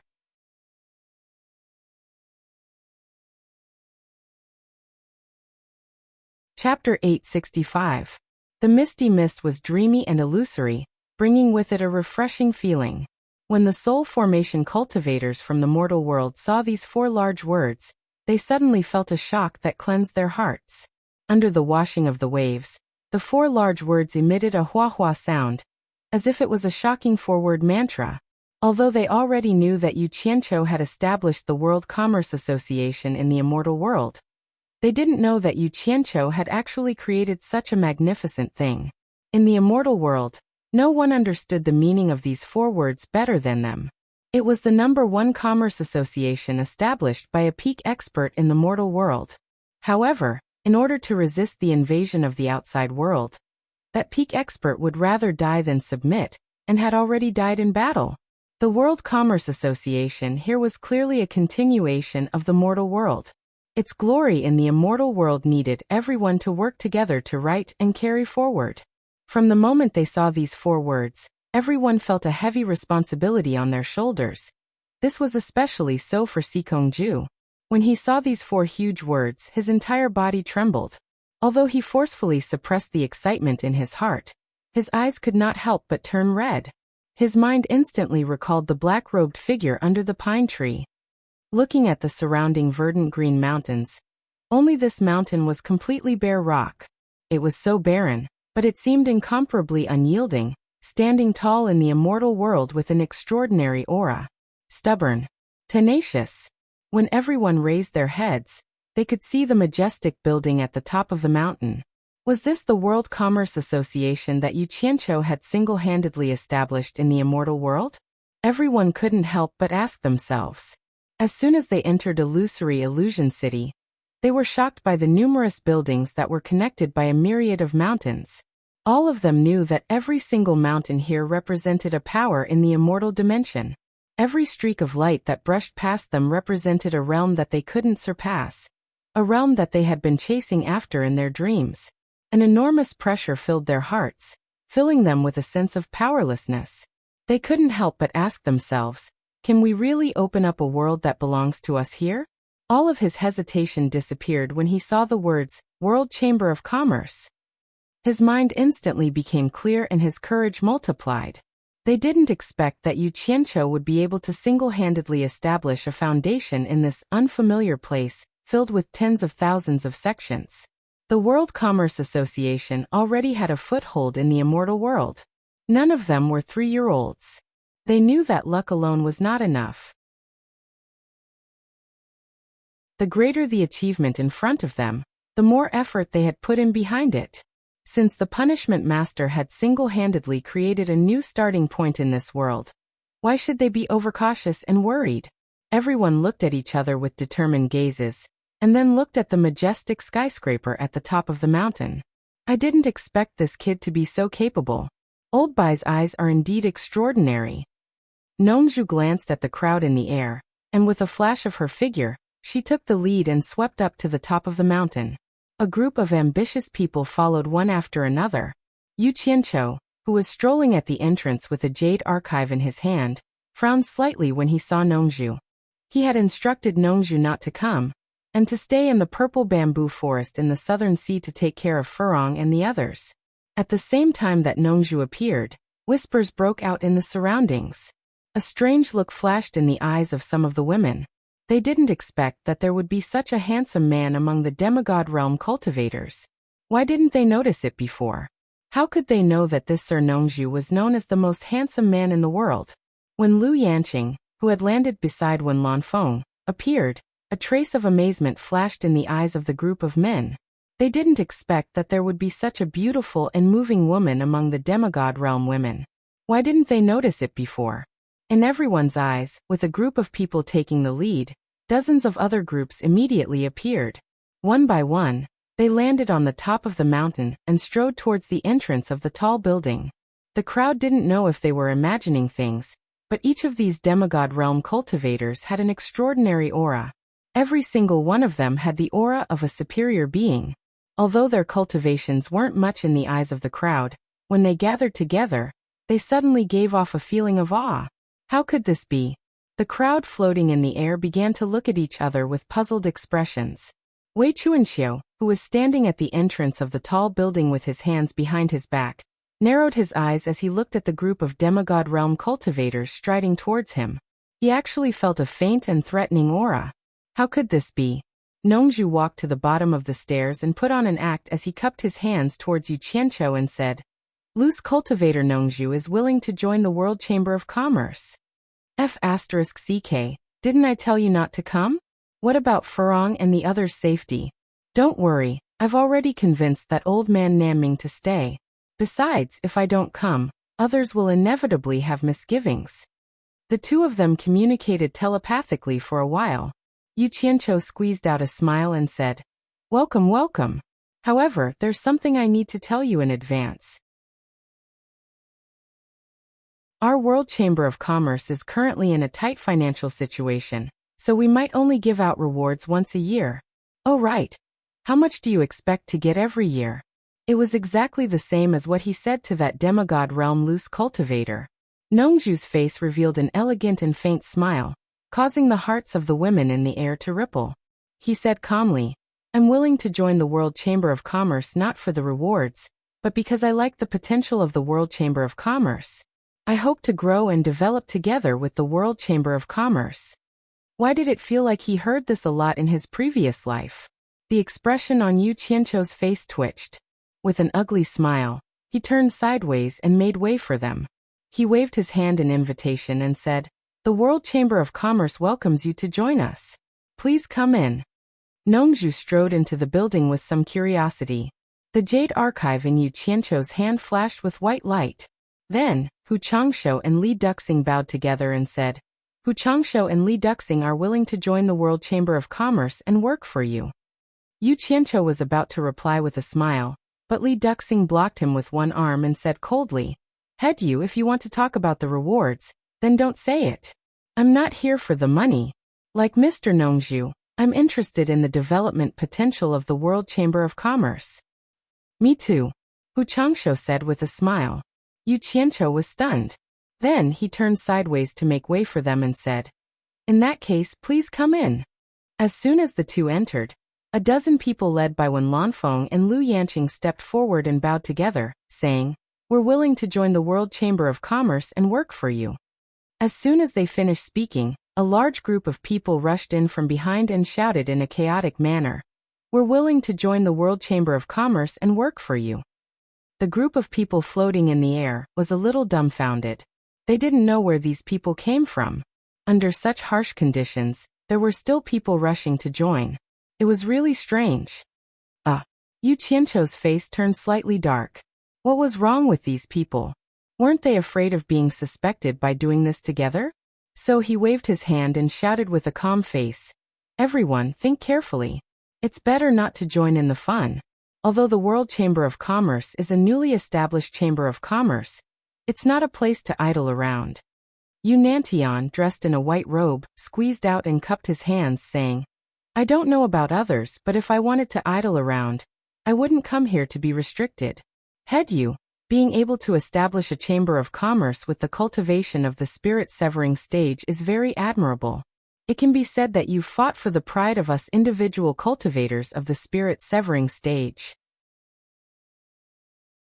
Just based on this, I'm willing to serve the World Chamber of Commerce. Then he secretly transmitted his voice. Torture Envoy, don't worry. Spirit-severing stage cultivators like us are nothing in the eyes of the immortal realm. So what if they suspect us? Could it be that there are people who can find out about our origins? As long as we don't say anything, no one will be able to find out. If someone wants to say anything, it'll be fake even if we pretend. Damn it. You guys really thought it through. Yu Qianqiu grinned speechlessly. Another person in the crowd raised his arm and shouted, I'm also here for the World Chamber of Commerce. Other than the World Chamber of Commerce, I'm not going anywhere. With this shout, the crowd's emotions immediately surged. One by one, they raised their clenched fists and strongly requested to join the World Chamber of Commerce. It was as if they wouldn't join the World Chamber of Commerce. The atmosphere at the scene was a little chaotic, and the shouts were a mess. The people floating in the air to watch the show all revealed mocking smiles. Someone tilted his head and whispered to the people beside him, This is very strange. Needless to say, it must be someone deliberately sent by some family to cause trouble. The people beside him giggled and replied, Indeed. Although these people's cultivations aren't much, their auras are extraordinary. One look and you can tell that they aren't rogue cultivators. They're clearly here to cause trouble. They might even be sent by the heartless palace that he offended before. This time, it'll be enough for Yu Qianqiu to suffer. He's asking for it. A mere soul formation cultivator actually dares to establish his own sect. It'd be strange if no one comes looking for trouble. On the top floor, Yinpeng had already landed on the jade railing at the edge. He lowered his head and stared down with a pair of sharp eyes suffused with killing intent. Below, Wei Chuanqiu's gaze swept across the crowd like cold lightning. He opened his mouth and shouted like a bolt from the blue. Where did these little bastards come from? You know I'm here, yet you still dare to cause trouble. Do you really think that I, Green Wing Bat King, is easy to bully? Apart from Yu Qianqiu, who knew the truth, everyone else clearly thought that this group of people from the human world were here to cause trouble. All of you shut up. Yu Qianqiu shouted from the doorway. He was indeed a little angry. These people were simply disorganized and undisciplined. The group of people also looked at him, and no longer jeered. Yu Qianqiu tossed the jade archive in his hand to Wen Lanfeng and said, Fill in your name and go in. Wen Lanfeng quickly wrote his name on the archive, then passed it to Lu Yanqing. Just like that, the jade archives were passed down one by one, and the crowd entered the building one by one. Wei Chuanqiu, who was standing guard at the side, was starting to panic. He teleported to Yu Qianqiu's side and warned, These people are obviously here to cause trouble. Don't provoke them. Yu Qianqiu didn't know how to explain it to him. He stared at the back of the crowd and saw a few strangers sneaking into the crowd. Judging from their sneaky expressions, it was as if they were trying to fish in troubled waters. Yu Qianqiu narrowed his eyes and transmitted his voice to the people behind him. Damn it! Do they really think this place is some kind of market where everyone wants to come in and take a look? Listen up, everyone. Don't be afraid of trouble. We have experts here to protect us. Slaughter those people who are trying to fish in troubled waters. Consider it a good start.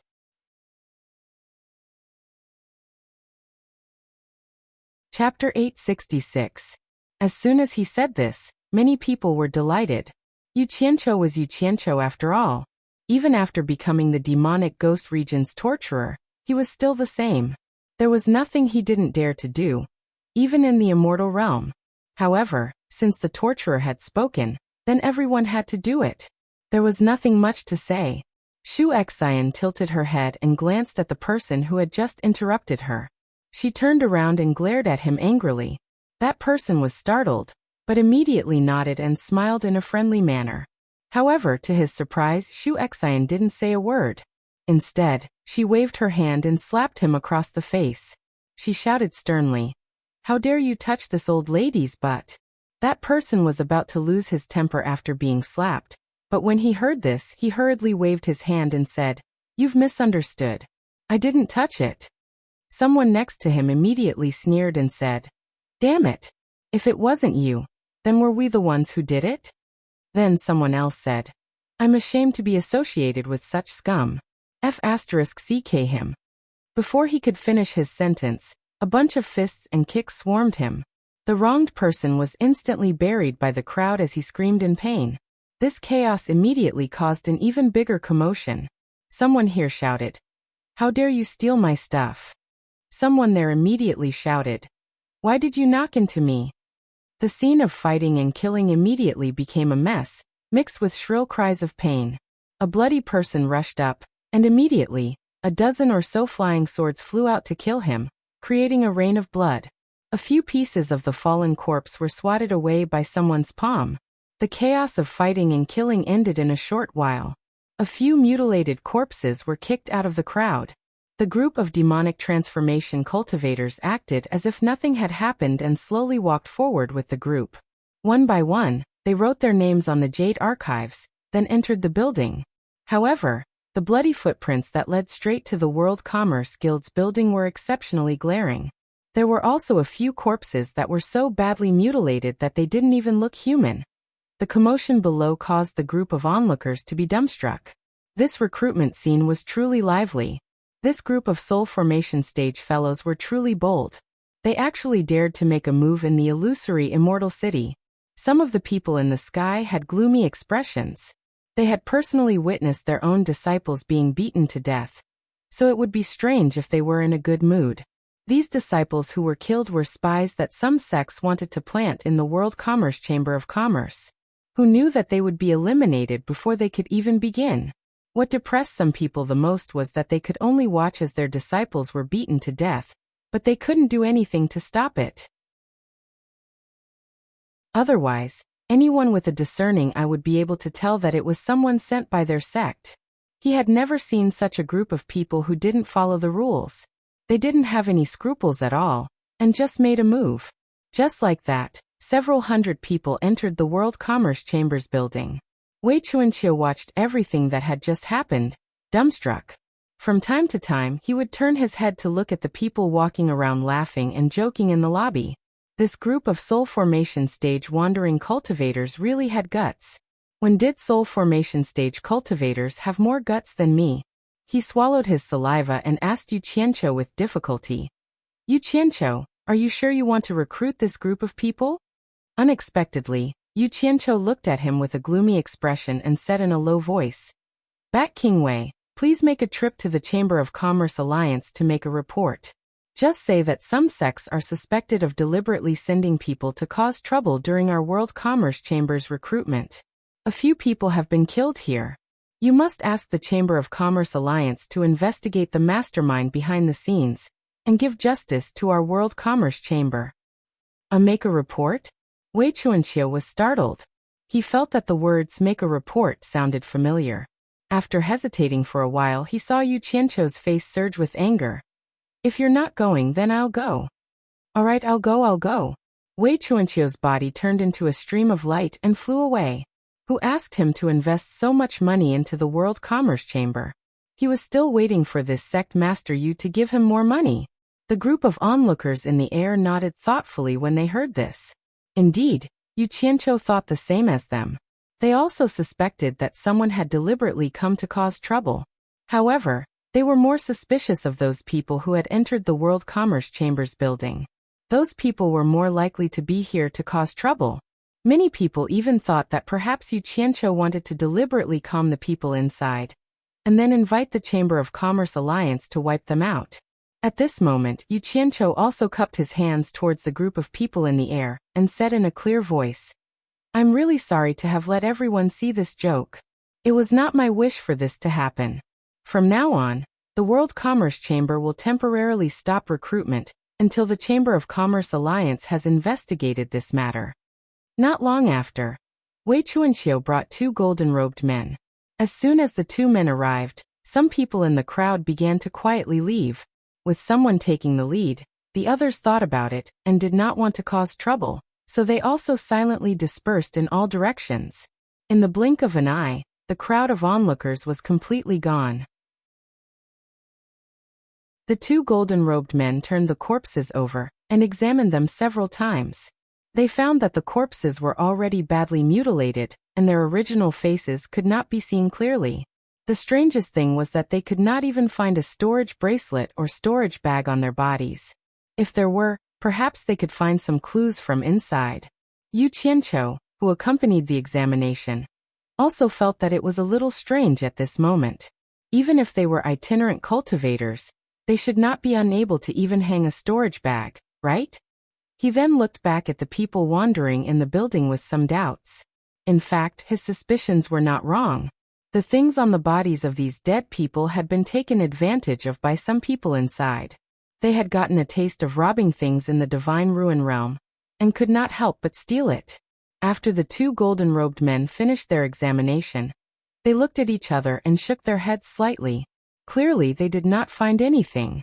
One of them turned around and asked, "Sect Master Yu, what evidence do you have to prove that these people were deliberately sent by some sect to cause trouble?" "It's very simple. I don't have any enemies in the immortal world. And look at them." Yu Qianqiu pointed to the corpses and said, "They don't even have a storage bag on them. It's fine if it's just one, but all of them are like this. It's clearly a premeditated move. This is the best evidence." Wei Chuanqiu, who was at the side, rubbed his chin in doubt.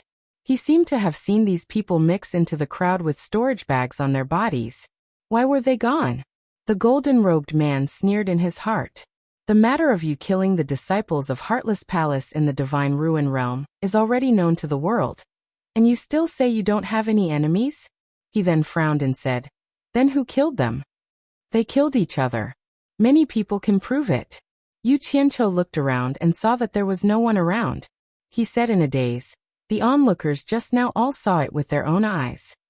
The golden-robed man's gaze followed the bloody footprints and extended to the crowd in the building. He snorted coldly and said, "What a coincidence. All of them killed each other. Sect leader Yu, you've seen what happened. We also believe that these people were sent by some sects to cause trouble, but we can't find any evidence at all. We can't just point fingers at any sect. I reckon that we won't be able to find anything even if we work ourselves to death. I think we should just let this matter go. It's not a big deal anyway. Sect Master Yu, what do you think?" The meaning in his words was very clear. They did not want to make a big fuss over a few insignificant people. They asked Yu Qianqiu to stop here. The reason why Yu Qianqiu complained first was because he wanted to avoid trouble first. He did not want his World Commerce Chamber to cause trouble. It did not matter to him whether they pursued the matter or not. However, he still took out 2 storage bracelets and stuffed them into the golden-robed man's hands. He said with a serious face, "I believe the Commerce Chamber Alliance's decision is the most fair." The golden-robed man checked the items in the storage bracelets. He found that there were 10,000 divine-grade spirit stones in each bracelet. There was nothing else. He was stunned for a moment before he realized that it was a reward from the golden-robed man. He nodded and said, "It's good that Sect Master Yu knows this. We will take these 2 pieces of evidence back and check them carefully. I'll have to trouble Sect Master Yu to deal with these corpses yourself. My name is Kong Hua, and he is Chao Zhenyang. If you have any problems in the future, feel free to look for us." "Okay. Take care." Yu Qianqiu cupped his fists and sent them off. The 2 golden-robed men cupped their fists politely and turned into 2 streaks of light as they flew away. After watching the 2 leave, Wei Chuanqiu came over and asked suspiciously, "What kind of evidence is inside those 2 storage bracelets?" Yu Qianqiu rolled his eyes as if saying, "You don't even know this?" He casually flicked a few sparks, burning the corpses into ashes. The 2 of them then walked into the main hall, looking at the several hundred people gathered in the hall. These several hundred people were also looking at Yu Qianqiu with passion. If they weren't worried about whether Wei Chuanqiu was a friend or a foe, they would have come over to express their excitement. Wei Chuanqiu frowned as she looked at this group of people. Wei Chuanqiu, on the other hand, frowned as he looked at this group of people. In his heart, he still felt a little unhappy that Yu Qianqiu had rashly accepted this group of people. However, he had promised Yu Qianqiu that he would not interfere in any matters of the world commerce. Everyone, since you have joined my world commerce chamber, we are one family from now on. I don't ask much of everyone. I only hope that everyone can work together to run the world commerce chamber well. Yu Qianqiu pointed at Wei Chuanqiu and said, "Let me introduce to everyone. This is an early-stage Immortal Emperor expert, Green Wing Bat King Wei Chuanqiu. He is one of the members of our World Commerce Chamber. There is also a white-robed guest upstairs, also an early-stage Immortal Emperor expert. He is White Cloud Mountain Lord Yin Peng, who is equally famous as Bat King Wei. Early-stage Immortal Emperor expert." Everyone was shocked, but they were all smart people. Hearing Yu Qianqiu's polite introduction, they immediately understood that they had to have a reserved attitude towards Bat King Wei. There were some secrets that couldn't be revealed. They immediately bowed and said, "Greetings, Bat King Wei." Wei Chuanqiu waved her hand indifferently and didn't say anything. Clearly, she wasn't very interested in everyone. Yu Qianqiu smiled and pointed upstairs. "The first to fifth floors of this building are for business. The sixth floor is all guest rooms, used to receive guests. Starting from the sixth floor, each floor has 25 sets of single rooms. There are 307 people here. From the 7th floor to the 20th floor, there are a total of 14 floors. There are a total of 350 single rooms, enough for everyone to live in."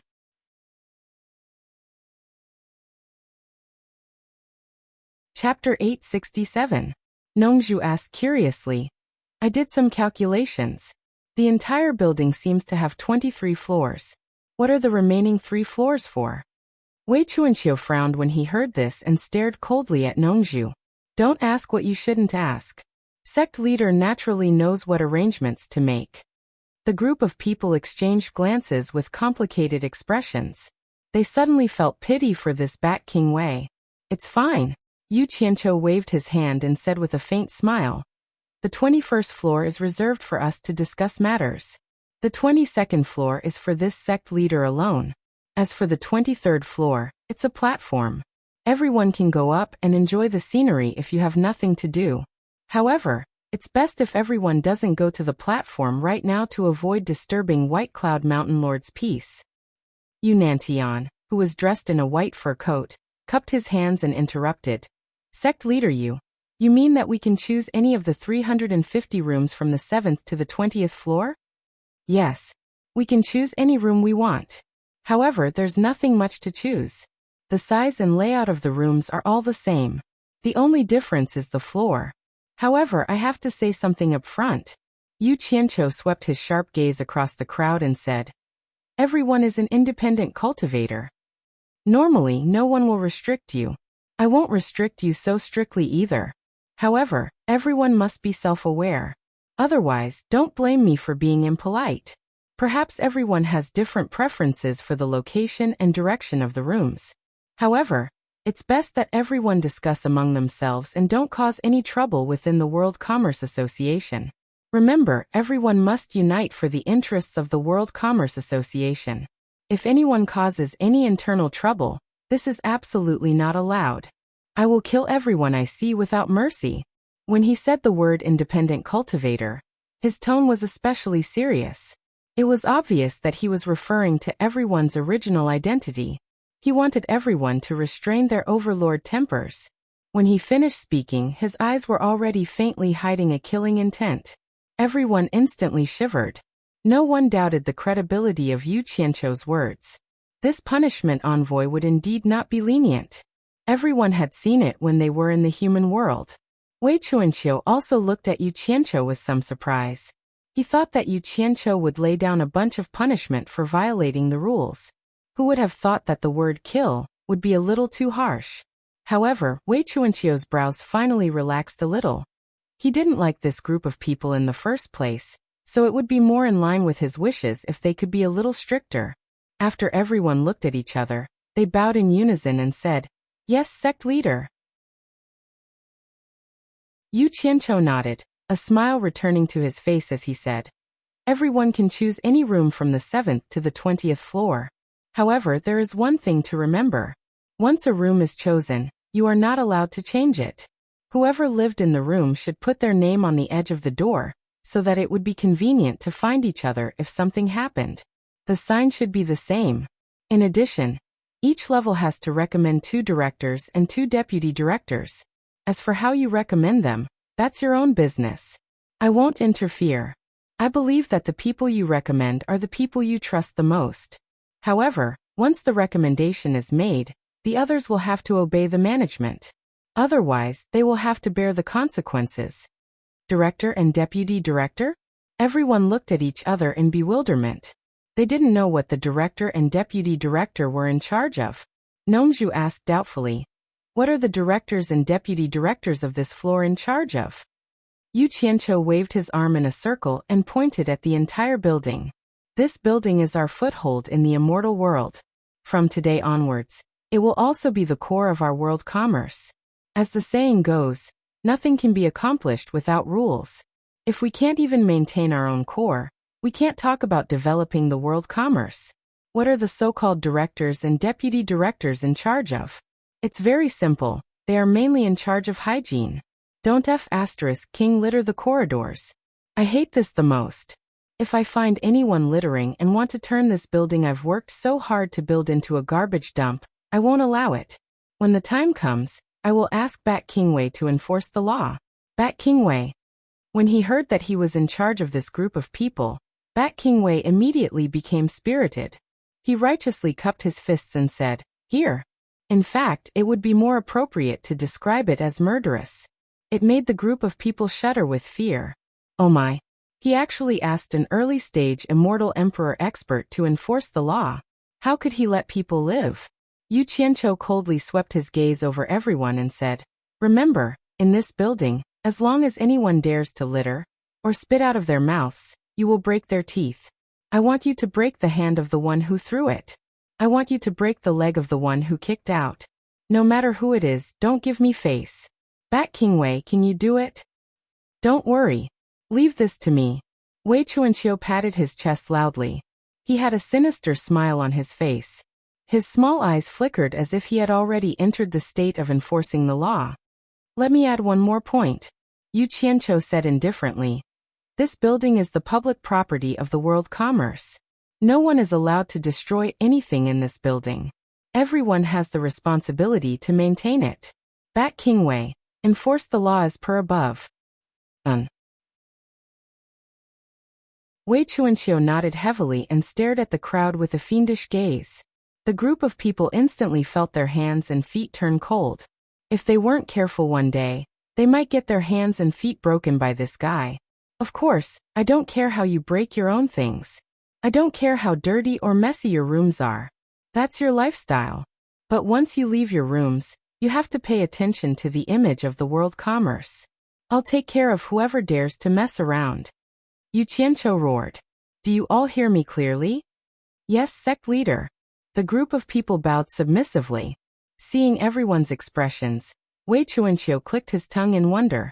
He didn't know what was going on, but this group of people seemed to be quite afraid of Yu Qianqiu. It didn't seem like they were pretending, but they were really afraid. "This is the reason why I asked you to recommend a supervisor and deputy supervisor. The supervisor and deputy supervisor must perform their duty of supervising the cleanliness of this floor. It's best to arrange for people to clean the floor regularly. If anyone doesn't listen to supervision, the supervisor and deputy supervisor can report to Bat Kingwei. Bat Kingwei will deal with the troublemakers. If Bat Kingwei discovers that the cleanliness is messy, and the supervisor and deputy supervisor didn't deal with it or report it in time, then Bat Kingwei will settle accounts with the supervisor and deputy supervisor of the floor in question." Yu Qian said to the crowd. The group of people was instantly speechless. They didn't expect that after all this fuss, the torture commissioner's priority was still hygiene.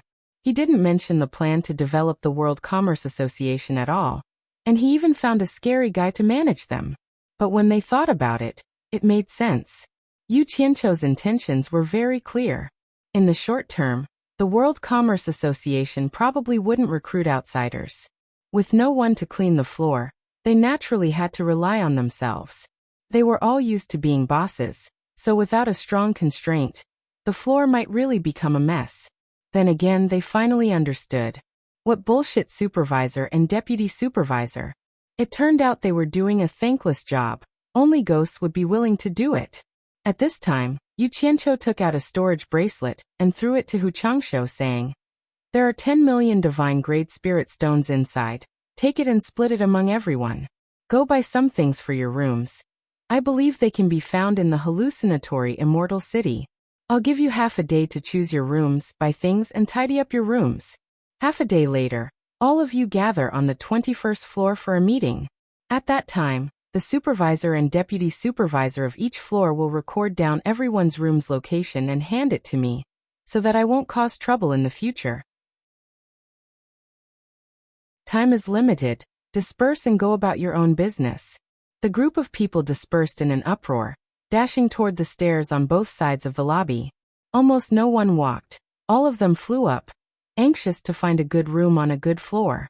In the blink of an eye, the lobby became empty again. Wei Chuanqiu frowned. "Don't tell me you established the World Commerce Association just to clean the floor? Don't you have any other rules? Rice needs to be eaten one bite at a time, things need to be arranged one by one. If I talk too much nonsense, not to mention them, even I won't be able to remember. We'll talk about it later." Yu Qianqiu waved his hand disapprovingly, leisurely walking toward the stairs on the side, saying, "Come, let's go patrol. Don't let these fellows cause any trouble." The group of feudal lords who were rushing up seemed to like high floors, mainly because high floors had a lot of convenience for them. For example, the problem of climbing up and down too high was not a problem for them at all. Almost all of them reached the 20th floor at the same time. Noticing that there were too many competitors, they couldn't be bothered to choose their rooms. First come, first served was needless to say. They couldn't possibly fight over the rooms, right? If that happened, wouldn't Yu Qianqiu skin them alive?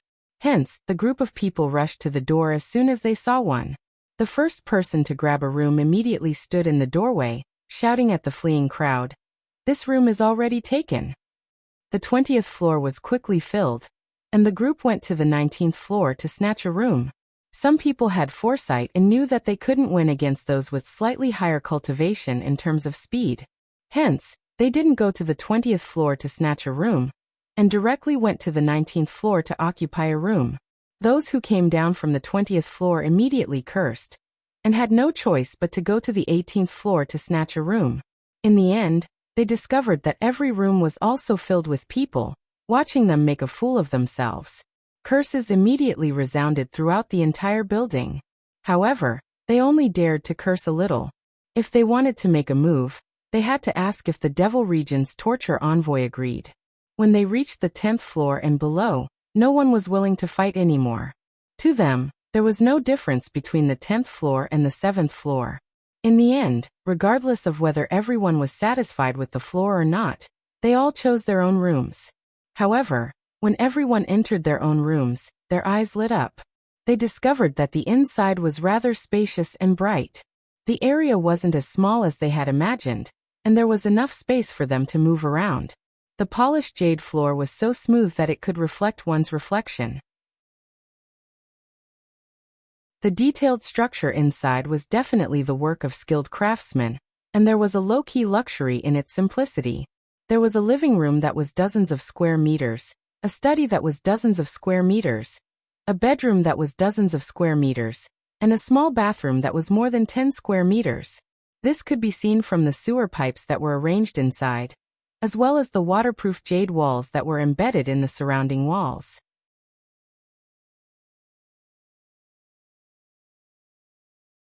Chapter 868. Apart from the washroom, the other 3 large rooms were well lit, and they all had windows that could be opened to receive light. Someone opened the window to look outside, and suddenly found that the window next door was also open. Both parties looked at each other and laughed. When everyone heard that so many people would be confined to this building, they were somewhat unhappy and felt like they were going to be imprisoned. However, looking at the structure of the building now, Yu Qianqiu had put a lot of effort into it. From the delightful details, it could be seen that it was really a place for everyone to live, and there was no intention of confining them. What they didn't know was that Yu Qianqiu had originally planned to build a kitchen and a bathroom in every room according to what he knew in his previous life. However, after thinking about it, with everyone's cultivation, it was completely unnecessary. This was because regardless of whether everyone knew how to cook in their rooms, there was no such thing as gas in this era. If they really moved firewood into their rooms, it would be very funny. In fact, he didn't even plan to build the washroom at the start. However, thinking that humans were already used to dealing with water, it was inevitable that there would be a place to dispose of sewage, so he kept it.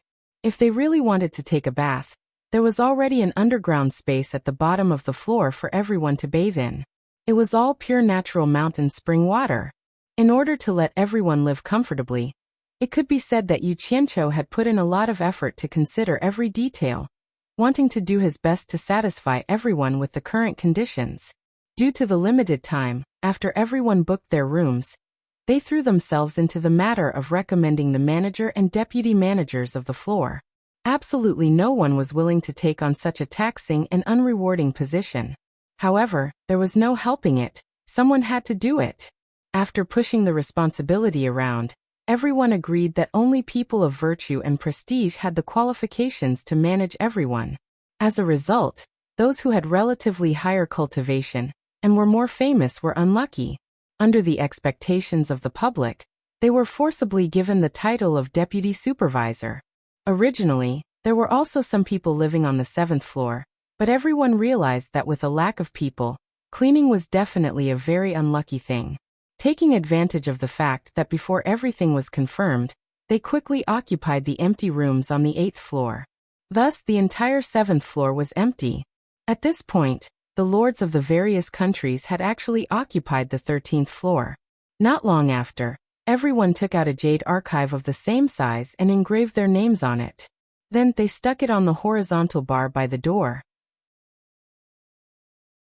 Although the structure of the room was to everyone's liking, it was a pity that there wasn't a single piece of essential furniture. It seemed a little empty. However, Yu Qianqiu had already thought of this point. Due to the differences in personal preferences, he was unable to help them with these things. Hence, he directly threw out 10 million divine grade spirit stones, letting everyone decide for themselves.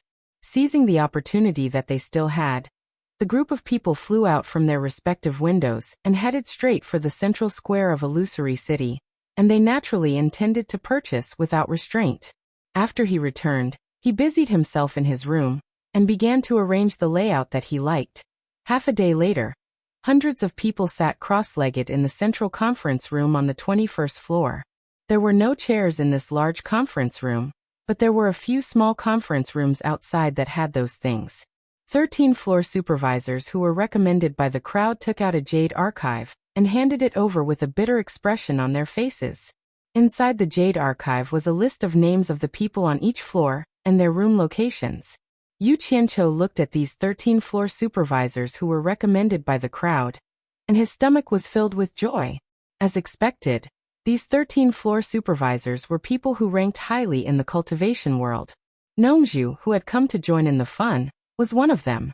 She threw the jade archive at Yu Qianqiu with a displeased expression, which provoked Wei Chuanqiu, who was sitting beside Yu Qianqiu. Wei Chuanqiu stood up and was about to hit Nongzhu, scaring her out of her wits. "It's just a small matter, hee. Don't worry. Bat King Wei, don't be angry." Yu Qianqiu quickly stopped Wei Chuanqiu. Wei Chuanqiu glared at Nongzhu and snorted, "If there's a next time, I'll cut your head off." Nongzhu nodded with a gloomy expression and followed the floor supervisors back to their seats. Yu Qianqiu swept his gaze across the crowd and said, "I'll cut to the chase. I've gathered everyone here today to inform everyone that the World Chamber of Commerce will officially open for business in half a month's time. During this time, we need everyone to make preparations." Sikongju. Present. Sikongju, who was sitting cross-legged in the crowd below, stood up. Yu Qianqiu chuckled and said, "I heard that you're quite knowledgeable about doing business. Come find me later, and we'll discuss the preparations." He then waved his hand, indicating for Sikongju to sit down, and called out, Mr. Nongzhu. Present. Nongzhu stood up helplessly, regretting coming here. She had to listen to this brat's orders, but she had no choice but to listen. There was still Bat King Wei eyeing her like a tiger watching its prey, and she had no friendship with him at all. If he made a move, he wouldn't show any mercy. Yu Qianqiu smiled and instructed. During this time, we need to build momentum for the World Chamber of Commerce's opening. From tomorrow onwards, pick 10 people to distribute flyers at the Central Plaza every day for 10 days. Come find me later with Sikongju, and we'll discuss it properly. Yes. Nongzhu sat down with a head full of fog. She kept muttering in her stomach. What did he mean by distributing flyers? Not only her, but everyone else was also confused. Yu Qianqiu called out again, Hu Changshou. Present. Hu Changshou quickly stood up to receive the order. The smile on Yu Qianqiu's face disappeared, and he said solemnly, From today onwards, you'll be in charge of the entire World Chamber of Commerce's defense. Every day, assign a certain number of people to be on duty at various key locations to guard the entire building and prevent thieves from sneaking in and causing damage. When you discover any abnormalities, the first thing you need to do is to send out an alarm signal. I've already discussed it with Bat King Wei. Once he receives the alarm signal, Bat King Wei will come out to deal with it. After the meeting, come and find me. We'll discuss and make arrangements for this matter. He stood up again as he spoke, and swept his cold gaze over everyone. Everyone must listen to Hu Changshou's defense arrangements. You're not allowed to defy him. If you're discovered, you'll have to bear the consequences. Hearing this, everyone was a little surprised. Everyone knew that Hu Changshou had a grudge with Yu Qianqiu. They didn't expect that Yu Qianqiu would actually hand over such an important responsibility to Hu Changshou. This was truly beyond everyone's expectations. Hu Changshou himself was also greatly surprised. He cupped his fists and said somewhat excitedly, Yes, sir. He had commanded many people, but this was the first time he had commanded so many soul formation experts. In fact, appointing Hu Changshou wasn't a means for Yu Qianqiu to win people's hearts, but Hu Changshou was indeed suitable. Back then, among the top 10 experts in the cultivation world, among those who could band together and contend against each other, Hu Changshou was the only one who was still alive. He was definitely a guy who had experienced all kinds of trials, and his ability to deal with all kinds of emergencies was unquestionable. Although when Lanfeng, Li Duxing, and Nongzhu were all at the late soul formation stage, they were absolutely no match for Hu Changshou in terms of troop deployment experience. This was the reason why Yu Qianqiu put Hu Changshou in such an important position. This meeting didn't last long. Yu Qianqiu mainly wanted everyone to get used to this mode, and secondly, he wanted everyone to be prepared to accept all kinds of deployments. After the meeting, Sikongju, Nongzhu, and Hu Changshou all left with Yu Qianqiu. They sat in the small conference room again, and discussed the specific matters in detail. After they finished their secret discussion, Hu Changshou immediately began to arrange people to guard the entire mountaintop. Nongzhu's handsome face wrinkled like a bitter gourd. Handing out leaflets, that night, on the roof of the World Chamber of Commerce, Yu Qianqiu held a grand welcome banquet to welcome everyone to join the World Chamber of Commerce. No one knew where he got a lot of barbecue racks, but they were distributed on the roof of the high-rise building. And there was also a unique mellow wine. After a burst of gorgeous fireworks went off with a deafening bang, the tempting aroma of barbecue and mellow wine wafted on the roof under the endless starry sky. Wan Gu Tong's Elder Wan Gaoi, Mythical Fire Palace's Elder Huofeng, Spiritual Cultivation Sect's Elder Du Nanshan, and Skyward Palace's Elder Yadonglu. The 4 elders of the 4 sects gladly accepted the invitation and joined Yu Qianqiu, laughing and drinking to their heart's content. Actually, Yu Qianqiu had also invited Kong Hua and Chao Zhenyang from the Chamber of Commerce Alliance. However, due to their identities, it wasn't convenient for them to mingle with the other sects, so they tactfully declined. The entire roof was filled with the fragrance of wine and meat, and laughter. In addition to the fireworks that were set off earlier, it really attracted many people to float in the night sky to watch. Later on, Yu Qianqiu personally displayed his barbecue skills to serve the elders of the 4 sections. It could be said that he gave the 4 elders enough face. Sect Master Yu. Why don't you invite Bat King Wei and White Cloud Mountain Chieftain over to join in the fun? Du Nanshan tilted his head to look at Wei Chuanxiu and Yun Peng, who were standing side by the railing. The other elders also nodded in agreement. In fact, in terms of cultivation, the four of them were only at the late Great Immortal stage, far inferior to Wei Chuanxiu and Yun Peng. However, because of their background, they were qualified to share a table with the two of them. Yu Qianqiu placed a skewer of barbecued food in front of them, shook his head and smiled bitterly. You all should know that White Cloud Mountain Chieftain doesn't like crowds. Let Bat King Wei accompany him. There's no need to force it won't work anyway. Hearing this, the others nodded and no longer talked about Wei Chuanxiu and Yun Peng. The lords kept glancing at them. They didn't expect Yu Qianqiu to establish a good relationship with the big sects of the immortal world in such a short period of time. They couldn't help but have a little more confidence in their own future. Yu Qianqiu harvested a pile of barbecued food from the barbecue rack and placed it on the table where the elders were seated. He also sat down and smiled to them. There's a piece of news that was originally going to be announced tomorrow. Since the elders have honored me with your presence, I'll disclose it in advance. My World Commerce Alliance is preparing to officially open in half a month. I wonder if the elders have any suggestions or reminders.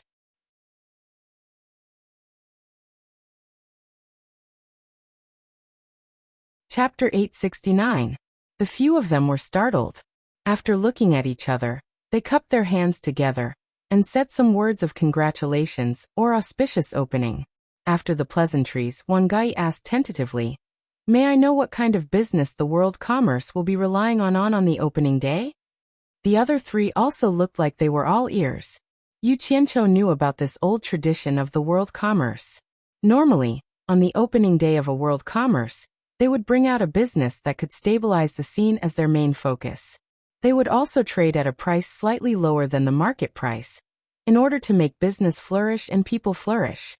For example, if Skyward Palace opened, it would definitely use immortal pills as its main focus, while Mythical Fire Palace would use refined immortal weapons as its main focus. In short, they had to come up with a business that could withstand the test and not cause panic buying due to the low price, causing them to run out of stock on the opening day. In the immortal realm, this was a very important matter for a world commerce that did business. It had almost become an old rule.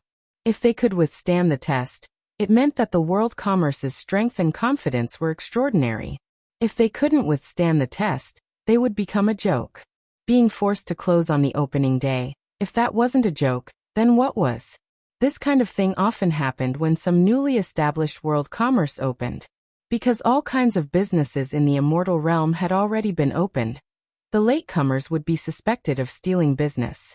Often, the large sects that did business with them would deliberately embarrass the small world commerce on the opening day and make a large purchase, forcing them to close on the opening day. Yu Qianqiu calmly opened his mouth and bit off a mouthful of meat from the iron skewer. He drank a mouthful of wine and swallowed it, then smiled faintly and said, "Elders, what do you think of my world commerce using immortal herbs as the main focus?" Immortal herbs? The few of them were all stunned. In the immortal realm, there were no world commerce or sects that specialized in immortal herbs. These things could only be sold if they were picked. In addition, there was a limit to their growth cycle. Other than a few sects that were proficient in alchemy for generations, they would spend a lot of time growing them. Generally, other than the period after the Divine Ruin realm closed, there were very few situations where they were sold on a large scale. Huofeng laughed heartily and said, "Sect Master Yu really knows how to pick a time." He actually chose to open the shop with immortal herbs right after the Divine Ruin realm closes. This is indeed a good idea. It can greatly reduce the risk of panic buying. You can't say that. Yadonglu shook his head slowly. Although the immortal world doesn't have any merchant associations or sects that only deal in immortal herbs, and it's unlikely that a sect will try to take you down a notch on that day, Sect Master Yu, I'm afraid you still have to stock up a little more. It's better to be safe than sorry. What if someone deliberately comes to cause trouble? Huofeng looked at Yadonglu and chuckled. Opening with an immortal herb as the main item. If someone wants to buy it wantonly, I think it's most likely your skyward palace. Think about it. What your skyward palace needs the most are immortal herbs. In addition, on the opening day of the World Chamber of Commerce, they will sell them cheaply. If you don't buy them in bulk now, when will you? The other two also laughed, and Yadonglu said with a bitter smile, I really can't guarantee this because it's quite possible. If the sect really wants to order a large purchase, I can't stop it. I'm just afraid that I'll feel embarrassed when I meet Sect Master Yu in the future. Elder Yu worries too much, Yu Qianqiu said with a smile. The reason why we dare to open the World Chamber of Commerce this time is because we have the strong support of Wei Fu Wang and Baiyun Mountain Lord. We can't guarantee that the main items we prepare will be able to deal with the impact on the opening day, but it's barely enough. As for the rest, we'll leave it to fate. What does it matter if we close the door on that day? I don't care. The reason why he invited these people was to deliberately leak the news first. He wanted everyone to know that the immortal herbs in his hands mainly came from Yun Peng and Wei Chuanxiu, so that there wouldn't be too many people thinking about him. Everyone laughed it off and consciously stopped dwelling on this topic. In fact, everyone knew that the opening of the World Chamber of Commerce this time wouldn't be so smooth. Even if Skyward Palace didn't make a move, Heartless Palace wouldn't let it go. During this time, Heartless Palace hadn't been doing well. Not only had they lost a lot of face in the Divine Ruin Realm, even the grandson of the High Priest had been killed, and even his corpse hadn't been found. And everyone in the immortal world knew that Yu Qianqiu and Heartless Palace had formed a grudge. Coincidentally, the World Chamber of Commerce was opening at this time.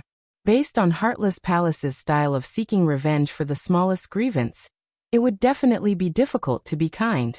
If it wasn't for Yun Peng and Wei Chuanxiu holding down the fort in the World Chamber of Commerce, not to mention openly, they would also secretly attack Yu Qianqiu.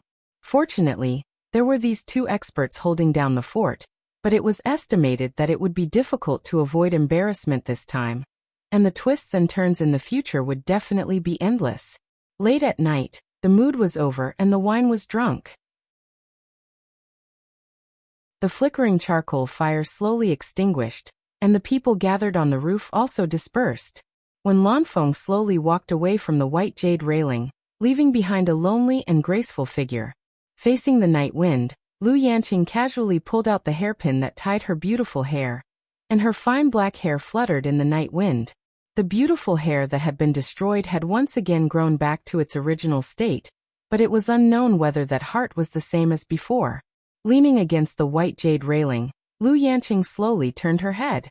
From her fluttering beautiful hair, she could see that Yu Qianqiu was sitting alone under the night sky, supporting his head with one hand and frowning in thought. She really wanted to go over and ask him. With his current cultivation, staying in the human world was enough for him to be free and unfettered. Was this not good? Why did he have to be so busy and never stop? Just as she was hesitating, Wei Chuanxiu and Yun Peng walked over together and sat opposite to Yu Qianqiu. The two of them glanced at Lu Yanqing, and the expressions of the three of them changed. It was obvious that they were talking about something through voice transmission. As Yu Qianqiu shook his head with a faint smile, the three of them ended their conversation. Yu Qianqiu, who was about to get up and leave, saw Lu Yanqing alone, and was slightly startled. Then he nodded and smiled calmly and quickly left. Wei Chuanxiu also followed and left. Lu Yanqing gently bit her lips and inadvertently met Yun Peng's gaze. Yun Peng's eyes flashed with a hint of amazement, and the two of them nodded their heads slightly. Then they turned back to look at the confused night sky. A woman in green was on one side, and a man in white was on the other. From that night onwards, the two figures on the rooftop were no longer alone. However, one of them was always on this side, while the other was on the other side. Every time they met, they would only nod and greet each other. Neither of them spoke a single word. The next day, the elegant Nongzhu brought 10 people with her. Each of them carried a large pile of printed leaflets to the central square of the fantasy Immortal City to distribute. Nongzhu really couldn't figure out what Yu Qianqiu's brain was made of. Why did he always do such strange things? In the end, after a day, not only did they have enough of being rolled their eyes, they also had to squeeze out a smile to receive the rolling eyes and mocking remarks. The muscles on their faces almost stiffened from smiling. When they thought that they would have to live like this for 10 days, these people almost broke down. If it weren't for Yu Qianqiu, the torture envoy, holding the fort, everyone would have quit long ago. However, the effect of such an alternative publicity was huge. It more or less caused a sensation in the fantasy Immortal City. The news of the World Commerce Company's opening in half a month quickly spread throughout the entire Immortal realm. If this happened in the past, everyone would definitely be dismissive. Who would know who the World Commerce Company was? However, Yu Qianqiu's own little reputation, coupled with the sensation caused by the waterfall carvings and the tall building, brought an unimaginable effect to this publicity. The commotion made it seem like it was really going to happen. Bang! A table was smashed into smithereens. In the illusionary Immortal City's Heartless Palace's branch, Heartless Palace's elder Feng Jiuru sneered repeatedly. This Yu Qianqiu really knows how to cause trouble. One thing after another, there's no end to it. Looks like he'll be a scourge sooner or later. Her disciple Sun Luan, who was also the branch leader here, looked at the smashed table and cupped his hands. Master, please calm down. It's just a mere Yu Qianqiu. There's no need to get angry over him. If you want to take care of him, you can do it any time. Feng Jiuru glanced over coldly. Any time? Then why can't you even put a few spies in the World Commerce Company? The moment you show your face, you get wiped out. Do you think he's easy to take care of?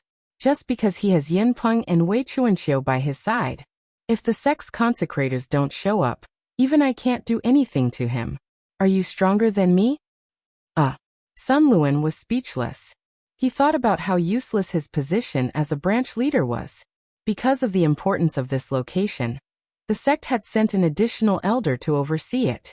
Furthermore, this elder just had to be his master.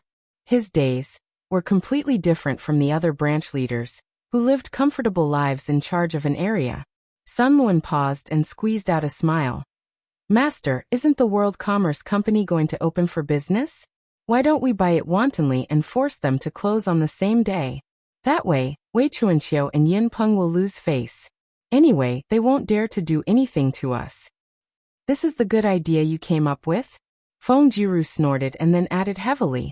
Stupid. Our Immortal World's #1 sect is playing with a small sect. It's like slapping our own face and adding glory to the other party. If you want to play, you should play with something worthy. Master is right. Please enlighten me, Master. Sun Luan smiled apologetically, but he was cursing in his heart. No matter what you say, you're right. I won't say it, all right? Feng Jiuru paced with her hands behind her back and sneered. What an ingenious idea. He actually left words on the waterfall and even made an eye-catching skyscraper. If a sect leader took a fancy to the World Commerce's mountain and wanted to exchange territory with them, so they issued a challenge, what do you think the outcome would be? Sun Luan's eyes immediately lit up. He clapped his hands and said, Master is wise. It would be even better if we challenge him on the day he opens his shop. With his deity transformation cultivation, he will definitely lose. But then he frowned and said hesitantly, Master, I'm afraid ordinary sects won't dare to do this because Yu Qianqiu has Wei Chuanxiu and Yin Peng by his side. If they really did that, it would be the same as slapping their faces. These two experts definitely won't do anything on the spot, but the people who challenge him will definitely be afraid of revenge from these two. I'm afraid no one will dare to do this.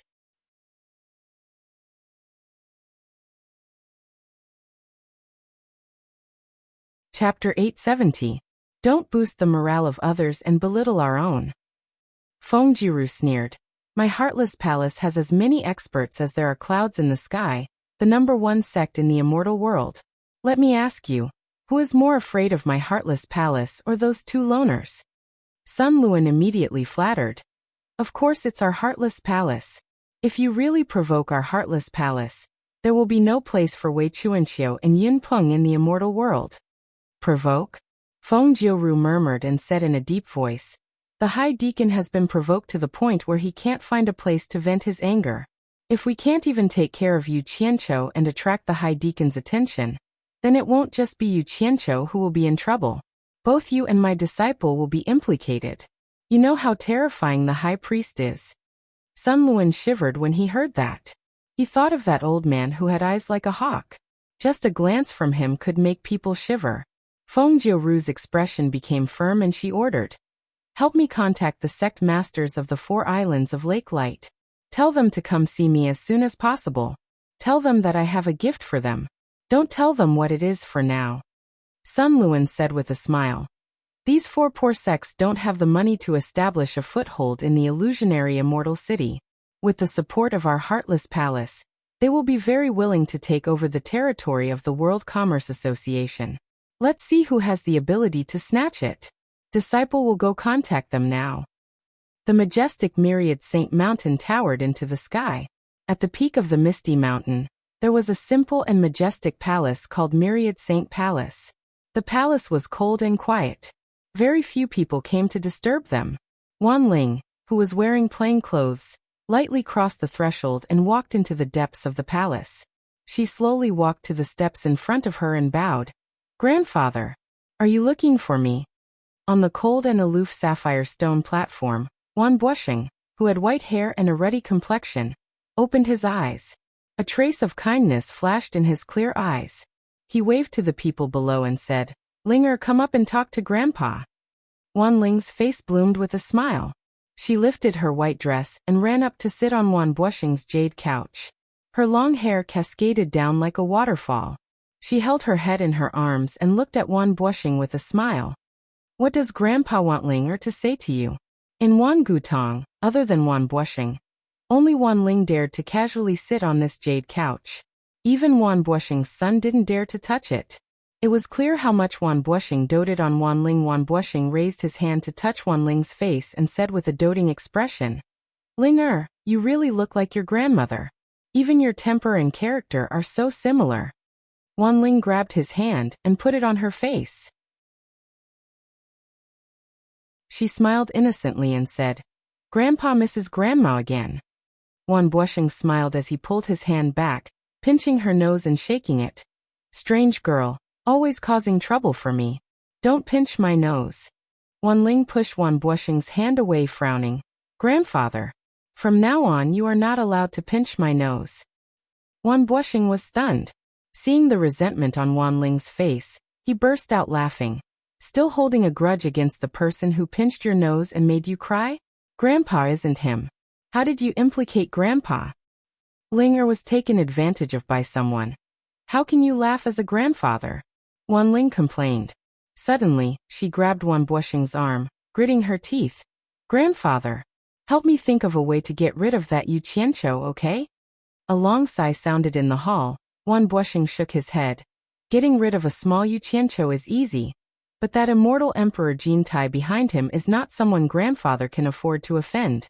Grandfather is not his opponent. For the sake of our family, you have to suffer." The hall became silent. After a long time, Wan Ling bit her lips and said, "The immortal Emperor has ruled the celestial world for so many years. Is there no one who can challenge him and let him continue to rule? This is too unfair to the people of the celestial world. You can say this here, don't spread it outside." Wan Buosheng's expression became serious. Then he smiled and said, "Let's not talk about this. What's new in the celestial world recently? Tell me about it." "What's new? The entire celestial world is under the pressure of the immortal Emperor, so what can happen? At most, it's just some small fights." Wan Ling complained. She seemed to have a lot of resentment towards the high and mighty immortal Emperor. Pausing, he continued, "There are a few big events. The great consecrator of Passionless Palace, Juyan Xian, and the head of Xiaoyao Palace, Chai Xiaoyao, caused a ruckus here. Now they are searching for the person who killed their first grandson. Secondly, the great commander of external affairs of the Immortal Palace, Wuxia, has taken a fancy to the daughter of a small merchant. They have already set the wedding date. Finally, that guy's World Merchant Association is about to open. Yes, the last matter is the reason why I asked you to come." Wan Buosheng frowned and said, "On the day of the World Merchant Association's opening, you should personally send a congratulatory gift." Wan Ling was startled. She immediately jumped off the jade couch and lost her temper. "I'm not going. I hate seeing that person. Grandfather, if you force me to go, don't blame me if I can't control myself and cause trouble on the day of the World Merchant Association's opening. Ling Air, stop messing around. Wan Buoxing floated down from the jade couch. He landed on the ground and stared at the surging sea of clouds outside the door. He slowly said, "Don't think that our Wan Gutong is famous in the celestial world for a while. In reality, it's lonely at the top. The bigger a sect is, the easier it is for us to attract the attention of the Immortal Palace. This is also why the sect masters of large sects like us don't easily come out. Since we already know that Yu Qianqiu is a secret agent sent by Old Master Jin, we should build a good relationship with him. As the saying goes, it's better to squash enmity than keep it alive. Who knows, maybe one day our Wan Gutong will run into some trouble and need his help. This Yu Qianqiu is so useful. Why don't we make use of him?" Ling Air, do you understand grandfather's meaning? Oh. Wan Ling pouted unhappily. I'll listen to you. Seeing that she didn't agree readily, Wan Buoxing smiled and said, Ling Air, is Grandpa Xian annoyed?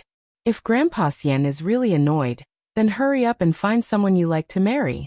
As long as you like him, Grandpa doesn't care about the other party's background. I will support you fully.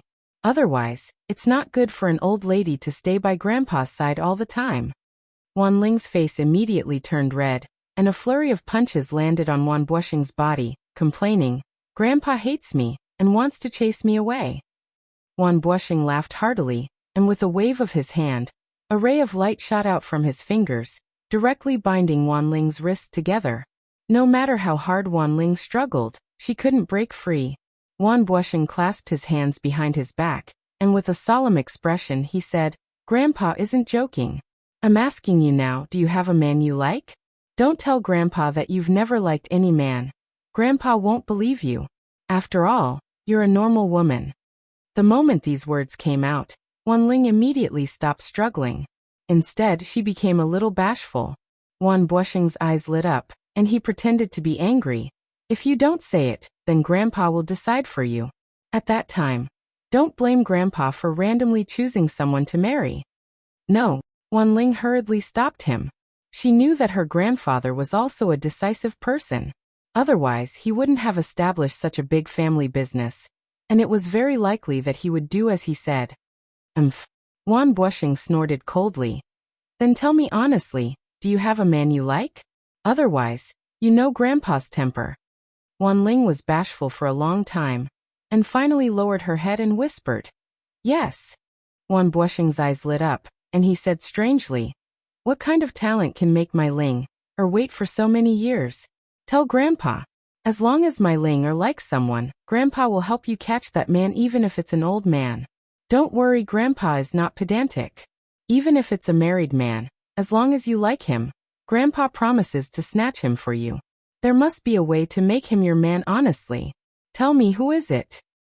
Who wants to snatch someone's married man? Wan Ling stamped her foot. The redness on her face had already spread to her neck.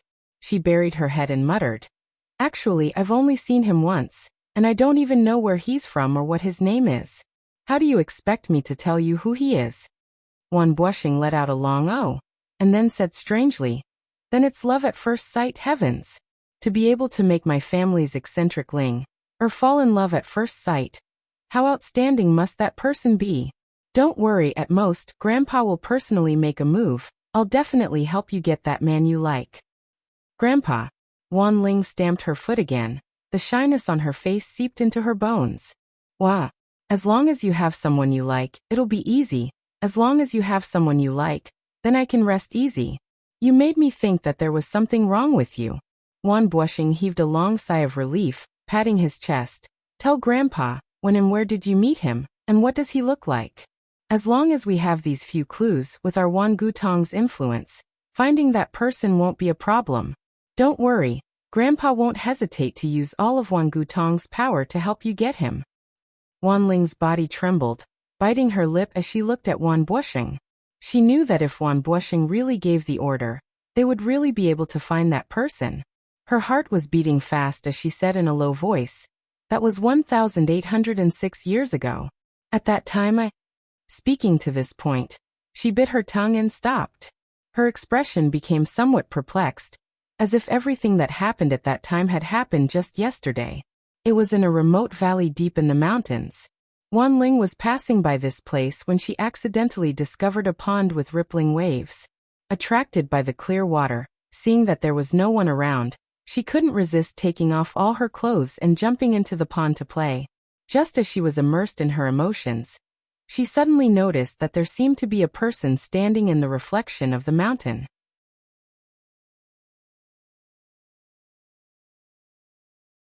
Chapter 871. This discovery scared Wan Ling so much that she stood in the pool, not daring to move. She didn't even dare to raise her head to look. She hugged her chest and kept telling herself that this must be an illusion. When the rippling pool water finally calmed down like a mirror, she could clearly see that on the mountain peak reflected in the water, a man in white was standing elegantly on a tree. He seemed to be staring at her naked body in the pool water. Wan Ling was scared out of her wits and let out a shrill scream, scaring the birds in the mountain to fly away. After realizing that she was still naked under someone else's eyes, Wan Ling raised her hand and summoned the clothes on the shore to wrap herself up. She hid in the water and didn't dare to come out. She looked at the white-clothed man standing on the treetop with fear and trepidation. It was a man full of scholarly aura. His face was extraordinarily handsome and his body was slender. In addition to the white robe, he completely looked like a scholar. Wan Ling had never been so naked in front of any man before. At this moment, she was extremely shy and scared. However, what was annoying was that although the man looked gentle, his skin was not ordinary thick. He stood on the treetop without moving and looked at her with a slight smile on his face. He didn't feel ashamed at all, as if she, Wan Ling, should be naked for him to see. Under the shame and anger, Wan Ling finally mustered up the courage to shout. "Where did this shameless person come from? Hurry up and leave. If you keep looking, this lady will gouge out your pair of thieving eyes." Perhaps her threat had an effect. The scholar on the treetop suddenly disappeared without a sound. Even with Wan Ling's cultivation, she didn't know how he left. Wan Ling, who was hugging her clothes and was about to flee, was looking around cautiously when she was suddenly startled. She didn't know when the scholar had appeared behind her. He was quietly stepping on the surface of the water and looking at her with a smile. Wan Ling, who was in the pool, immediately let out a frightening scream. The scholar looked at her with a smile and ignored her, letting her continue to scream. It was also impossible for Wan Ling to continue screaming. Once she stopped screaming, she wrapped the clothes around her chest with one hand and desperately waved her palm at the man to send out a ray of light. This palm strike could be said to have gathered all of her cultivation, but the scholar still stood there with a smile, completely ignoring her attack. Invisible ripples appeared in the space before him, and Wan Ling's powerful palm strike was like a clay ox entering the sea. All the power disappeared without a trace, as if nothing had happened at all. Wan Ling instantly understood that she was not the opponent's opponent at all. She immediately screamed, "Help!" She didn't care anymore. She hugged her clothes and fled quickly. However, something even scarier happened. Wan Ling clearly saw the scenery around her fly by. She didn't know how far she had escaped, but when she stopped, she found that she was no different from not moving at all. He was still in the pool, only that he had run out of the pool, and his feet were on the surface of the pool. In this way, the other party would be able to see his body more clearly. Wan Ling screamed crazily as if she had seen a ghost. However, she was horrified to find that she couldn't hear her voice at all. The scholar opposite her walked over with a smile, raised his hand and pointed at her lightly. The clothes that wrapped around her body suddenly disappeared inexplicably. What happened next almost made Wan Ling collapse. She wanted to squat down and hug her arms to cover her body, but she found that she couldn't control her body at all. Her thoughts were very clear, and she didn't realize that her body was being held hostage by an external force. However, she shamelessly stretched out her arms, exposing her chest to the other party. Wan Ling watched as the other party's slender fingers touched her body. She couldn't close her eyes even if she wanted to. She could feel the other party's cold hands moving around her body, touching her full breasts and perky buttocks one by one. Wan Ling immediately burst into tears and choked. Stop. Why are you crying? The scholar appeared in front of her and gently hooked her chin with his finger. He smiled faintly and said, There are so many women who want to strip for me, but I don't care about them. You should feel lucky that it's a coincidence today. His voice was very pleasant to the ears, and his faint tone was filled with unquestionable confidence. It was as if everyone should bow down to him. As he spoke, Wan Ling's heart stirred. Her breathing quickened, and her heart thumped non-stop. The other party's deep and wise gaze was pressing in. Her chin was hooked up, and their lips were pressed together. The scent that belonged to a man made Wan Ling a little confused. The other party's lips were a little cold. Unknowingly, Wan Ling found that she had opened her lips, and their tongues were mixed together. She was actually a little infatuated with his nimble tongue. It was also at this moment that Wan Ling found that her body had regained its freedom, and she could move. She could have pushed him away, but she impulsively made a bold decision. She took the initiative to hug the other party, and kissed him passionately, hoping that the other party would take the next step. However, the other party seemed to be a little too rational.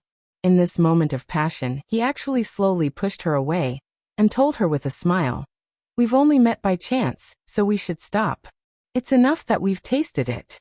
The women I've kissed can hate me, but they can't be sad because of me. If we continue, I'm afraid you'll be sad. Wan Ling was also a woman who was used to seeing the world. She was just panicking before, but now that she had calmed down, she more or less realized that the other party didn't have any evil intentions towards her. So she boldly said, In the immortal world, there aren't many people who dare to treat me like this. You've already treated me like this, so you have to be responsible for me. Be responsible for you? The scholar shook his head and chuckled.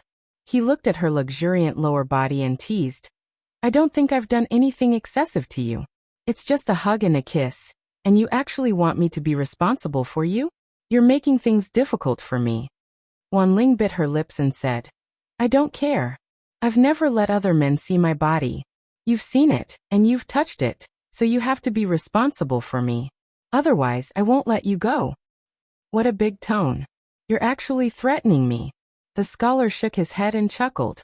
He turned around and said, If you have the chance to know who I am, you'll naturally know that your request is too excessive. Stop. Wan Ling hugged her chest and shouted, A big man dares to take responsibility for his actions.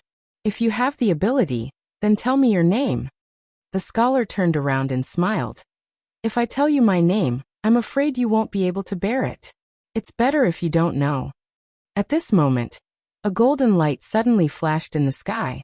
The scholar raised his head and looked. Then, without saying anything, he disappeared in front of Wan Ling. Stop. Come back here. You haven't told me your name. Shameless. Wan Ling anxiously shouted, but no one paid attention to her. She quickly took out a set of clothes from her storage bracelet and put them on. Then, she searched everywhere within a radius of a few hundred miles. However, from that day onwards, after 1,000 years, Wan Ling almost searched the entire immortal world, but she never saw the shadow of that scholar again. That scholar was like a mystery. It was as if what happened that day was like a dream. There was no trace of it. Only the cold touch of his lips was still fresh in her memory. It was also from that day onwards, that scholar's shadow became the thing that haunted her. In many dreams, she saw his appearance and woke up with joy. After waking up, there was only emptiness and disappointment. Wan Ling didn't know what was wrong with her. From then on, she didn't like other men. No matter how outstanding the men she met were, she couldn't help but compare them with that scholar. In the end, she found that there was no comparison at all. That scholar gave off a sense of transcendence that those vulgar men couldn't compare with. The difference was too great. In the end, Wan Ling sadly found that other than that scholar, she didn't like any other man. If she hadn't come into contact with such a man, then it would have been fine. However, she just had to meet him. Thus, a standard was set in her heart, and she always used it to measure other men. If she wasn't Wan Buoxing's granddaughter and was just the daughter of an ordinary family, she would have given up. However, she was Wan Buoxing's granddaughter. She had enough bargaining chips. From then on, as time went by, Wanling gradually had a strange habit. She couldn't bear to see other men and women in love. If the love of the other party stimulated her too much, she would do something like snatching the love away. She had seduced other men more than once.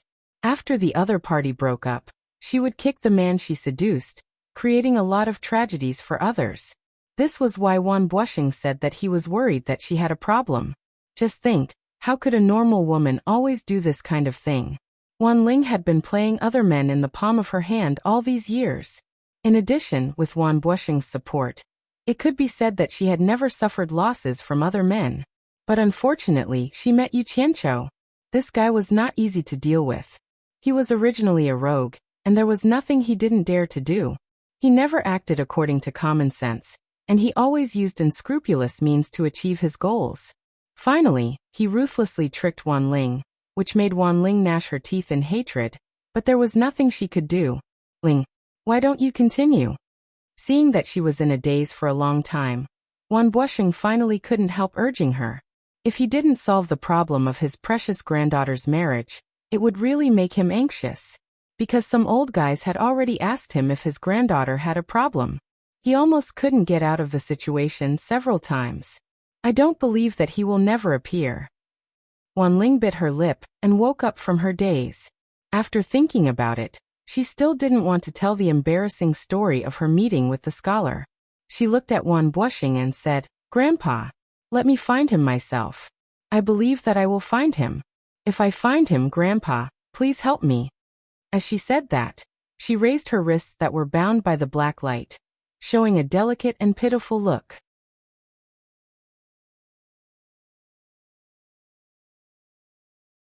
Chapter 872. The Four Links Chamber of Commerce, which had been in dire straits before, had now been refurbished and the number of people working for it had suddenly increased. Nan Tianlong was going in and out of the entrance, welcoming and sending off guests from all over. The Four Links Chamber of Commerce had swept away its decadent trend and business was abnormally prosperous. Everyone in the town knew. In fact, it wasn't just the people in the town. Everyone in the immortal world knew that the Four Links Chamber of Commerce's current situation was all thanks to one person. That was the Grand Commander of the Immortal Palace's external affairs, Wu Xiong.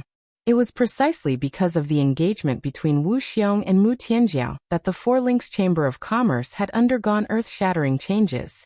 As for the other large Ba De Chamber of Commerce in the town, it had already been completely exterminated. Not a single person was left. The uprooting of the Eight Links Chamber of Commerce made the other small chambers of commerce in the town tremble with fear. When the Four Links Chamber of Commerce declined, there were many people who hit them when they were down, so they all moved out to avoid the brunt. At this point, only the Four Links Chamber of Commerce was left in the town. Even so, the town wasn't deserted, but rather flourished because of the Four Links Chamber of Commerce's rapid rise. The vicissitudes of life, the ups and downs, could be seen from this. Mu Bing came out of the main hall with a group of flattering people. After letting Nan Tianlong send off the guests, he turned to look at the backyard. His daughter, who had originally taken over the Chamber of Commerce's affairs, had agreed to the engagement with Wu Xiong's matchmaker. Then, she returned the Chamber of Commerce's affairs to him and rarely left the backyard. Mu Bing had always been apprehensive, vaguely feeling that his daughter didn't like this marriage at all. However, she still forced a smile and agreed to it. Even he couldn't stop it. At this time, Tao Zhong, who had become Mu Bing's trusted aide, walked over with large strides. He chuckled as he walked over and handed over a flyer. "President, the Immortal Palace is really efficient. The flyer that eldest miss wanted to see came in just a few days. They said it was the original flyer that the World Chamber of Commerce distributed in hallucinatory Immortal City." Mu Bing took the flyer and glanced at its contents. He shook his head with a wry smile. This kid has been causing quite a stir in the immortal world recently. It can be said that he's in the limelight. He then waved his hand at Tao Zhong. "Go help Tianlong greet the guests. I will personally deliver this to you. If there are any unimportant guests looking for me, just tell them I'm not free today and ask them to come back tomorrow." Not so long ago, When had the Four Links Chamber of Commerce ever had the qualifications to treat their customers like this? But the present was no longer the same. Tao Zhong smiled and cupped his hands. Understood. I'll go right now. Looking at Tao Zhong's departing figure, Mu Bing stood silently for a while. This person was originally Mu Tianjiao's right-hand man, but now he had become her right-hand man. Mu Bing couldn't help but sigh as he turned around and walked towards the backyard. In the backyard, the plants were verdant and the flowers were delicate, attracting many butterflies and bees. As soon as Mu Bing walked in, he heard the sound of soil being shoveled from the dense nursery.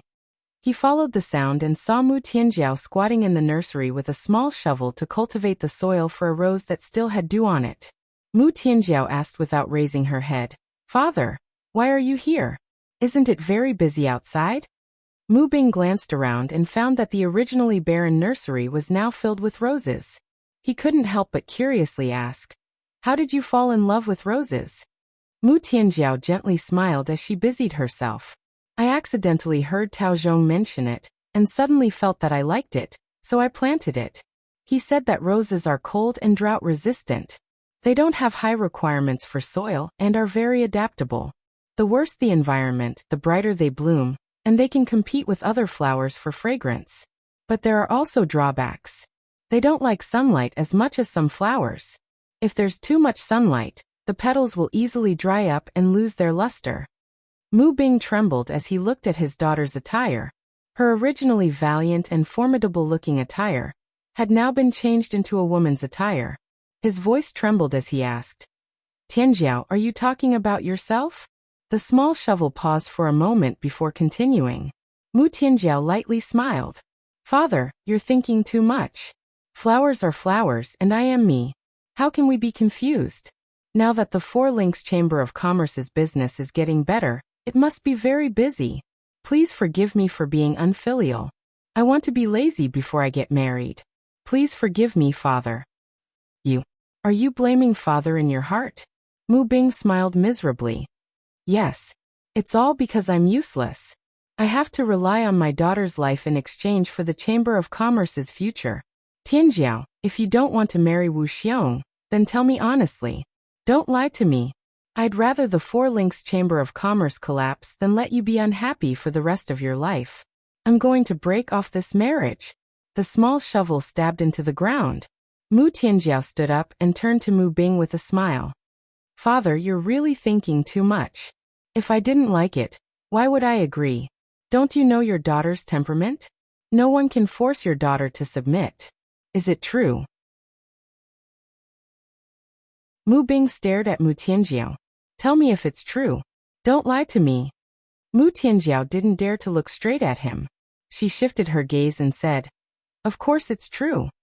Suddenly, she saw the list in Mu Bing's hand and exclaimed softly, "What's that in Father's hand?" Mu Bing was startled, then smiled. "Haven't you always been paying attention to the World Chamber of Commerce's news? You said the rumors are unreliable?" As he spoke, he handed the list to his daughter. "This is what Tao Zhong asked Wu Xiong to send to protect you. It said that the World Chamber of Commerce distributed the original flyer in Fantasy Immortal City." "You used Wu Xiong's men?" Mu Tianjiao's outstretched hand trembled slightly. Then she took the flyer and looked at it. On it was written, "Thanks to everyone's care, the World Chamber of Commerce will officially open on the 25th of this month. At that time, friends from all over are welcome to come and support us. World Chamber of Commerce's president cum sect master, Yu Qianqiu thanks." "It's fine to use Wu Xiong's men, right?" Mu Bing hesitated. A trace of helplessness flashed across Mu Tianjiao's face. She forced a smile and said, "Father, Wu Xiong's men are also from the Immortal Palace. When have you ever heard of a sect having the right to command the Immortal Palace's men? Wu Xiong sending people to protect us is his kind intentions, but we can't justify using the Immortal Palace's men. Since we've already done it this time, let's forget about it. However, I hope that Father won't do something like this again. Being able to borrow the power of the Immortal Palace is already enough for our Four Links Chamber of Commerce to develop. Don't go overboard or you'll bring disaster upon yourself. You must know that the master of the Immortal Palace is the Immortal Emperor, not Wu Xiong." I hope that father will remember this. Hearing his daughter's words, Mu Bing also reacted. He knew that this matter wasn't appropriate. If he angered the immortal emperor, even 10 Wuxiangs wouldn't be able to protect him.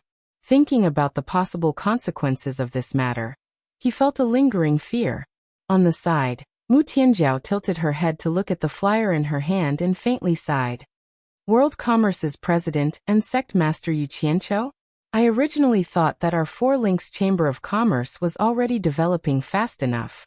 Who would have thought that this Yu Qianqiu has already established his own Chamber of Commerce in the psychedelic Immortal City? I wasn't wrong about him. He's a capable person. Truly amazing. Aha! Don't worry. It won't be long before we can also buy our own mountain in the psychedelic Immortal City and open our business. At that time, I'll add another 40 billion and register the Four Links Chamber of Commerce as a full-service Chamber of Commerce. We'll carry forward our Mu family's ancestral business. Mu Bing confidently patted his daughter's shoulder and said, that fellow Yu Qianqiu's actions are all for show.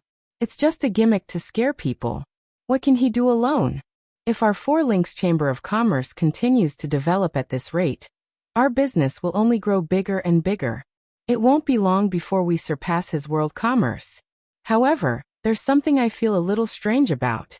Mu Tianjiao, who didn't know what to say to her father, raised her head slightly and said, what do you feel is strange about? Mu Bing frowned and muttered, if this Yu Qianqiu can really take out 50 billion, why didn't he establish his Chamber of Commerce earlier? Why did he accept our Four Links Chamber of Commerce's employment and take the risk to enter the Divine Ruins realm? Do you think it's possible that he collected some rare immortal herb in the Divine Ruins realm and didn't give it to us? After he came out, he sold it for a large sum of money and then had the capital to establish the world commerce? Mu Tianjiao looked at her father dumbfounded. Then, she lowered her head and forcefully folded the flyer in her hand. After calming herself down, she forced a smile and said, Father, you have to know that even though 50 billion is a very large sum of money to us, let alone 50 billion, even 100 billion can't buy the Green-Winged Bat King and White Cloud Mountain Lord to follow us. These two early-stage Immortal Emperor experts can't be bought with money. So father, don't have that kind of suspicion towards Yu Qianqiu. Even if you do, don't mention it to outsiders. Hearing this, Mu Bing smiled awkwardly. Hearing you say this, it seems that I've gauged the heart of a gentleman with my own mean measure. It's indeed not very likely. Daughter has interacted with him and carefully observed him. This person doesn't seem very proper, but he's an extremely capable person. When he's not paying attention, he's already using a series of methods. When he's not paying attention, he's already overturning the clouds and rain. Everything is within his control. This person will become a great person sooner or later. Unfortunately, I didn't succeed in roping him in. Otherwise, the future of our Four Links Chamber of Commerce would be even broader. Mu Tianjiao shook her head and sighed. It's easy to raise 1,000 troops, but it's hard to find a good general. Our Four Links Chamber of Commerce's pool is too shallow. It's not enough for him to overturn the rivers and seas. Mu Bing frowned. Tianjiao, I believe you if you say he's capable, but you're overestimating him too much. If he's really as powerful as you say, I'm afraid the first ones who won't tolerate him would be the big sects of the immortal world. Those big sects won't sit by and watch such a powerful person rise. This father of hers was sometimes clear-headed and sometimes muddle-headed, but most of the times he was muddle-headed was futile. No matter how much she explained, she could only pave the way. Mu Tianjiao bit her lips and said, Father, after all, I've fought alongside Yu Qianqiu in the Divine Ruin realm. Now that his World Chamber of Commerce has opened, I want to personally send a congratulatory gift to congratulate him.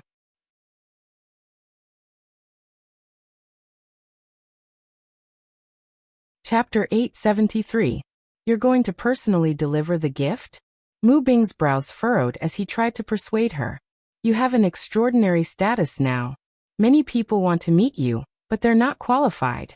No matter how powerful Yu Qianqiu is, he'll have to behave himself in front of the Immortal Palace. Your future man is the Immortal Palace's External Affairs Commander, Wu Xiong. What right does Yu Qianqiu have for you to personally congratulate him?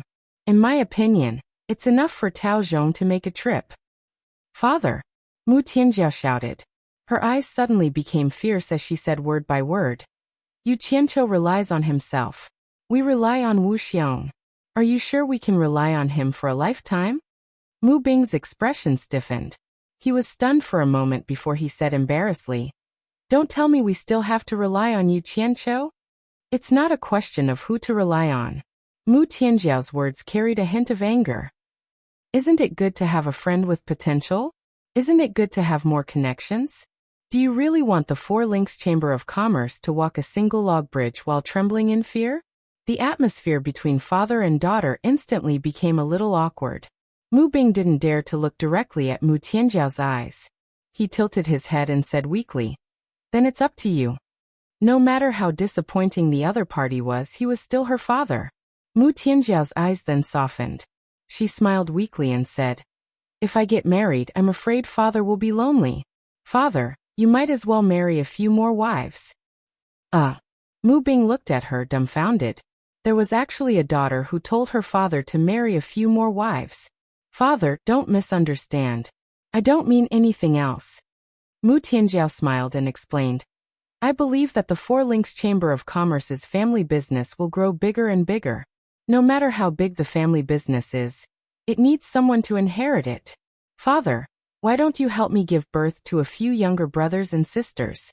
She had completely lost hope in her father. The reason why she persuaded her father to remarry was because she hoped that one of her younger brothers and sisters would appear. She could also take advantage of her position as Wu Xiong's woman to support him. Over and over again, it was to protect and develop the family business. It could be said that she had put in a lot of effort. However, Mu Bing couldn't understand his daughter's painstaking efforts.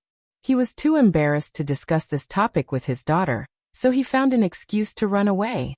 Mu Tianjiao looked at her father's back as he left. She stood alone in the courtyard, desolation creeping up her face. Actually, she was not willing to marry Wu Xiong. She was also a proud and arrogant woman. Although the Immortal Palace was strong, she did not want to live under someone else's roof. She would rather rely on her own hands to revitalize the family business.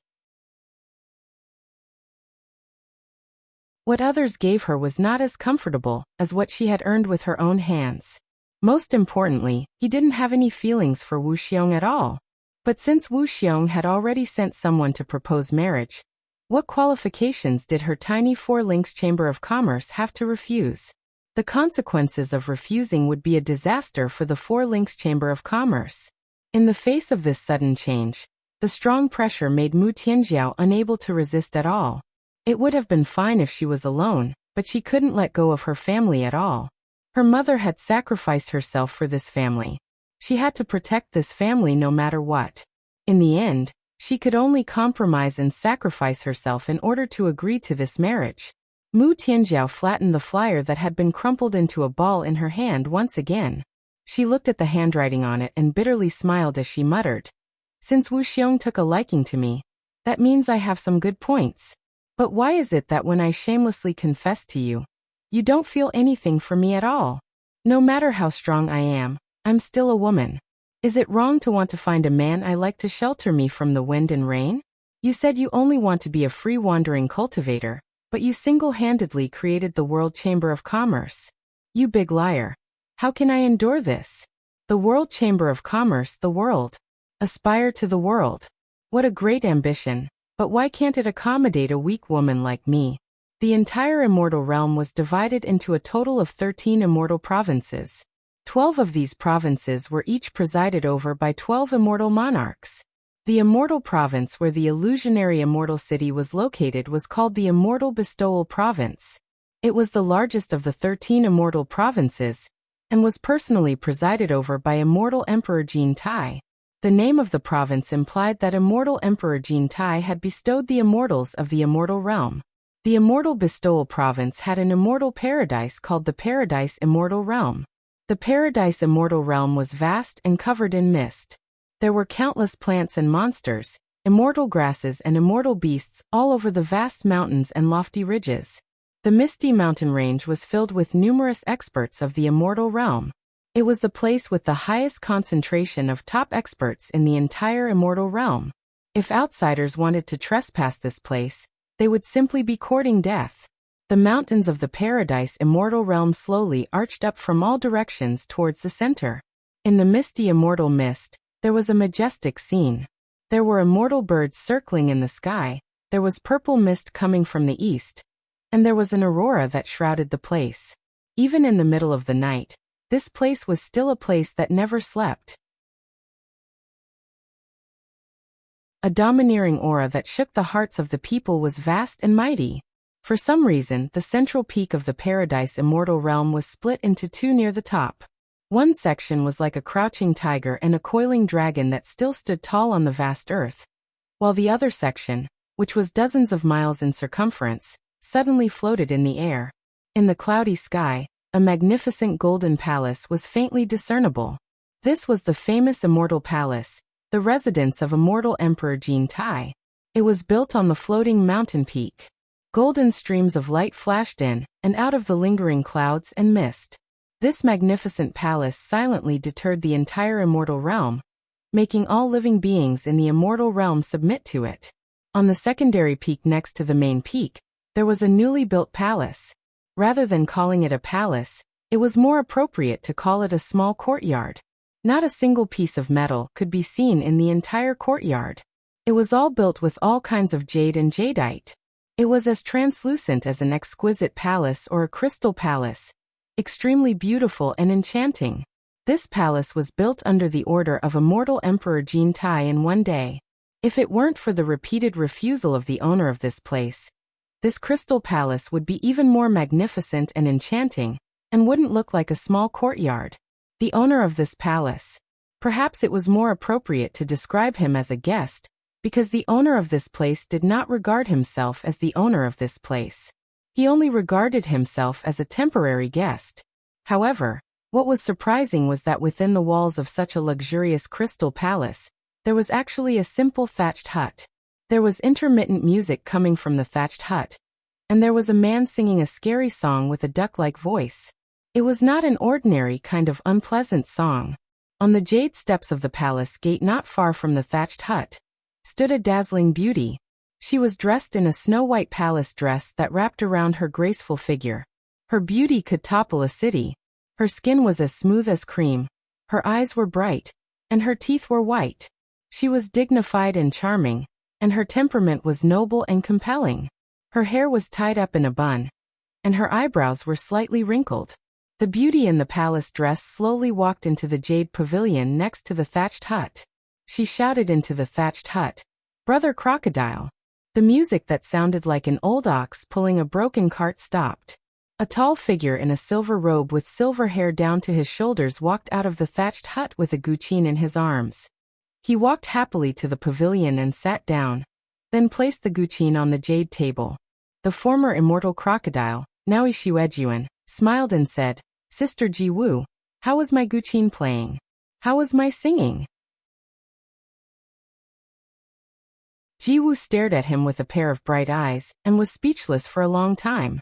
She said, "You know I don't like to lie. Your guqin and singing are really not good.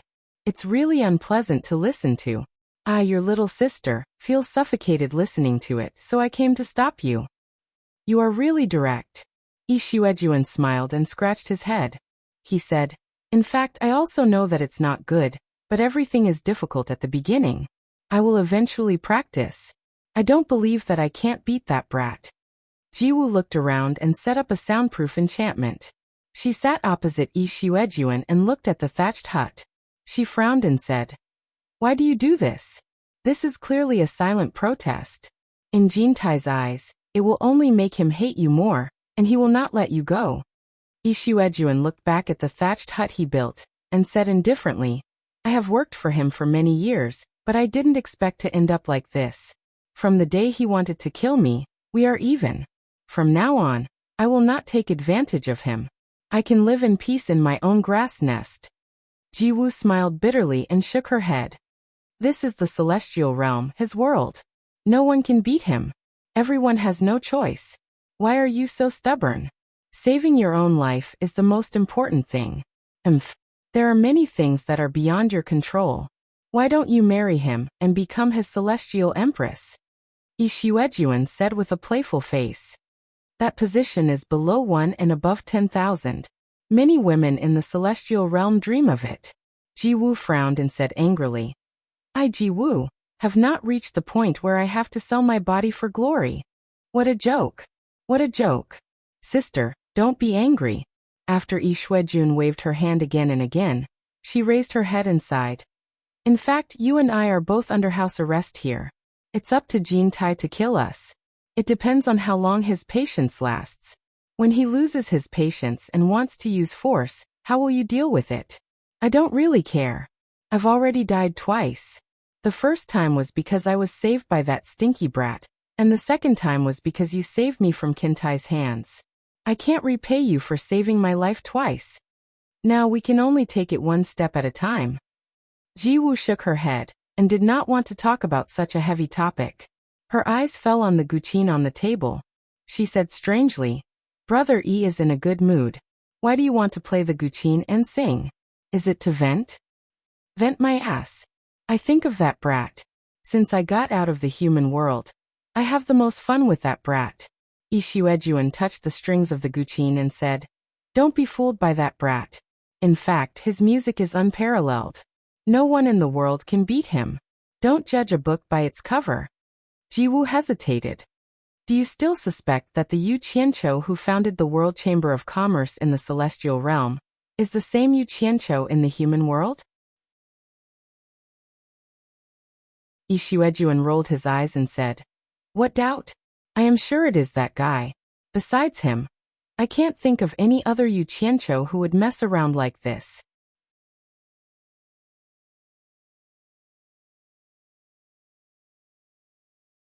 Chapter 874. Maybe it's just the same name. Besides, establishing a chamber of commerce is not fooling around. It only shows that this person is ambitious.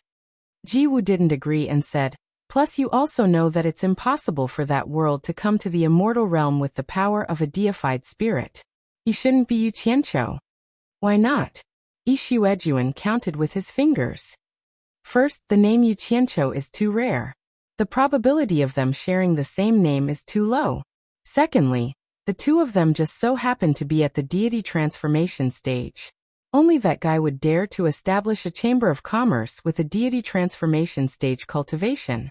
Third, don't be fooled by his soul formation cultivation. In fact, both of them are extraordinary. It is entirely possible for them to come to the immortal realm. Master and disciple? Have you met his master?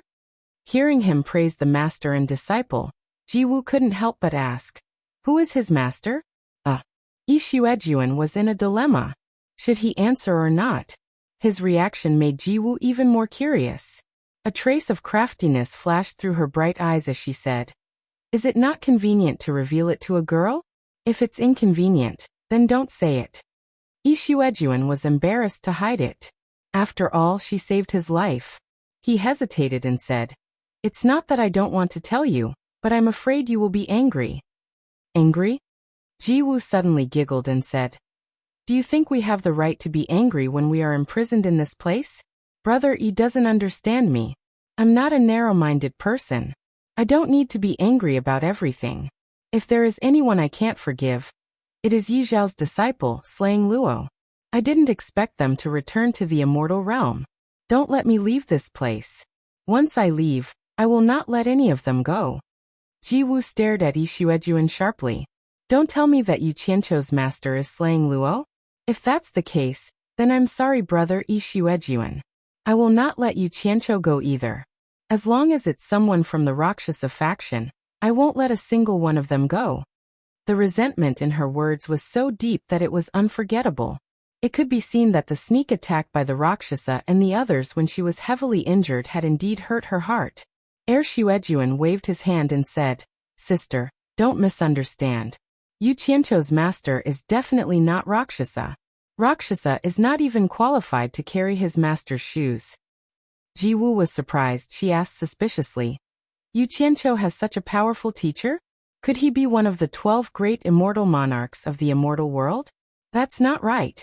I have no enmity with the 12 immortal dukes, so there's no need for me to be angry over them. Actually, there's no harm in telling you. I just hope that you can keep it a secret. After all, Yu Qianqiu is my benefactor. I don't want to hurt him, said Heir Shuejuan with a bitter smile. Ji Wu nodded curiously as a form of assurance. Heir Shuejuan knew that she was a person of her word. Without hesitation, he said slowly, "In fact, you have met his master and fought with him. His master is the one who seriously injured you in the Heaven and Earth universe formation."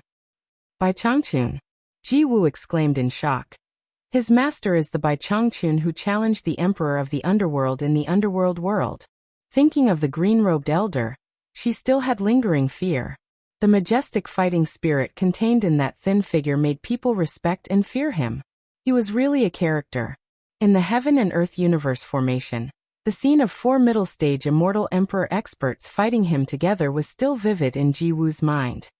Yes, he is Yu Qianqiu's master. Heir Shuejuan sighed with a complicated expression. From the first time I saw him, I knew he was a belligerent, but he did have some extraordinary abilities. I didn't expect him to be so crazy that he had the courage to challenge a terrifying character, like the Emperor of the Underworld.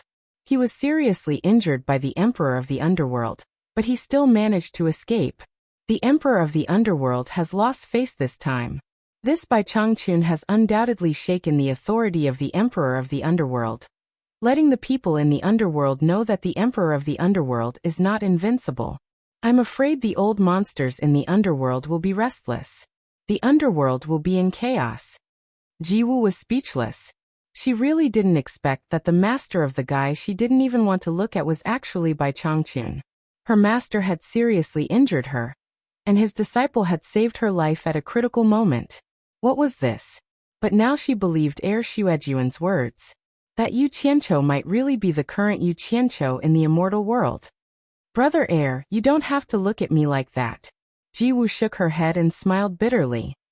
Come to think of it, that guy also saved my life. His master is his master and he is him. I'm not so narrow-minded as to blame his master's wrongs on him. Since he came to the immortal world and saved our lives, shouldn't we send a congratulatory gift to him now that his World Chamber of Commerce is about to open? You want to send him a congratulatory gift? Heir Shuejuan was a little speechless. He remembered that Yu Qianqiu touched Ji Wu's buttocks when she was unconscious.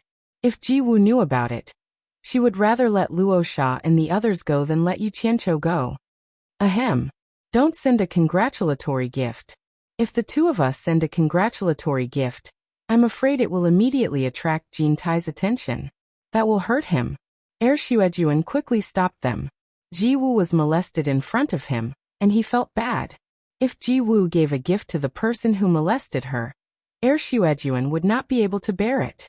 So he quickly found a reasonable reason to stop them. As for the matter of Ji Wu being touched by Yu Qianqiu, Heir Shuejuan decided to keep it to himself. He must not tell anyone. Otherwise, Ji Wu would fall out with him. Every time he thought of this, Heir Shuejuan gritted his teeth. That kid did something shameful, and I have to take the initiative to cover it up for him. Ji Wu nodded slowly when she heard the words. Brother Heir is thoughtful. That will indeed hurt him. Heir Shuejuan was speechless. He picked up the guqin on the table, and his radish-like fingers plucked the strings, making a sound like an old cow pulling a broken cart. He wailed like a ghost and howled like a wolf to cover up his inner embarrassment. I have a flower planted in my heart, budding and waiting to bloom. Day and night, I eagerly await those who have the heart to come to my dream. The hoarse voice, coupled with the ghostly howl, immediately made Ji Wu's expression change. She immediately got up to leave. Although Heir Shuejuan's singing was terrible, the lyrics were still very clear. Every word was enough to make people tremble.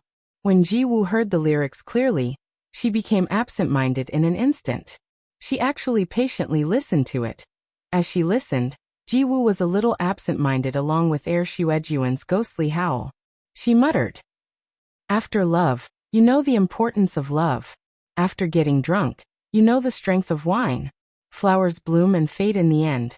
Fate does not stay, like the spring breeze that comes and goes. Women are like flowers in a dream. After the song ended, Xuejuan found that Jiwoo was actually listening to him seriously. He immediately said in surprise, "Sister Jiwoo, what do you think? Did I make a lot of progress this time?" Jiwoo came back to her senses when she heard the words. Her jade-like hand touched her forehead, and she said weakly, "It's very unpleasant to listen to, but..." Hearing the first two sentences, Xuejuan suddenly became depressed. However, when he heard the word "but," he suddenly became energetic again. His eyes lit up, and he asked, "But what? I'm listening, and I'm willing to listen to your advice." Jiwoo smiled faintly, looking at him up and down with some admiration. She showed an incredulous expression and said, "Although the song is unpleasant, I really can't see it. I didn't expect Brother Air to be a person who is rough but delicate. You can actually write such beautiful lyrics. It's really profound. Those who don't understand the heart of women can't write it. I was deeply immersed in it just now. I really like it. I'm ashamed to say that I have underestimated Brother Air." "Then you think too highly of me now." Xuejuan was dumbfounded on the spot. His mouth twitched 3 times, and he asked dryly, "Is there nothing good about the song I sang except the lyrics?" Jiwoo looked at him, and she couldn't bear to say too much to provoke him, so she euphemistically said, "Everyone's appreciation ability is different, and my appreciation ability is indeed limited. Maybe many people will like Brother Crocodile's rough and forthright singing, but there is no doubt that I really like the lyrics written by Brother Crocodile." Hearing this evaluation, Xuejuan almost burst into tears. These words were too embarrassing. He thought he was right. His lips trembled, and he said, I wrote the lyrics. I didn't write the lyrics at all. It was Yu Qianqiu, that bastard, who had nothing better to do. I just borrowed it." As he said that, he raised his arms and shouted, "Oh my God! I have no face to see anyone. I'm ashamed. I won't do such a shameful thing anymore." Then, with a slap, the strings of the zither broke, and the zither was completely destroyed. Although Immortal Crocodile had always treated Jiwoo as a younger sister, she was still a beautiful woman. It was really shameful to be so shamelessly embarrassed in front of a beautiful woman. After smashing the zither, he covered his face with both hands and scolded himself. Jiwoo bent down to pick up a string, straightened it in her hand and murmured, "I have a flower. The fragrance of the flowers fills the branches. Who will sincerely seek its traces?" Immortal Crocodile put down his hands and said in surprise, "What did you say?" Jiwoo was startled, and then said with a smile, "I said I couldn't tell, but I didn't expect Yu Qianqiu to be such a talented guy." Sigh. Immortal Crocodile used both hands to push his messy silver hair to the back of his shoulders, shook his head, and smiled bitterly. "Not just you, I have been with him for so long, and I can't tell. That time, after he was forced to show a little of his skills, I realized that this guy actually knows how to play with the instruments that women play with. But you don't say, even I, who don't understand music, think that the kid is really good at playing and singing. It's like the sound of heaven. At that time, I heard people say that he made a few songs, and each of them is a masterpiece of the world."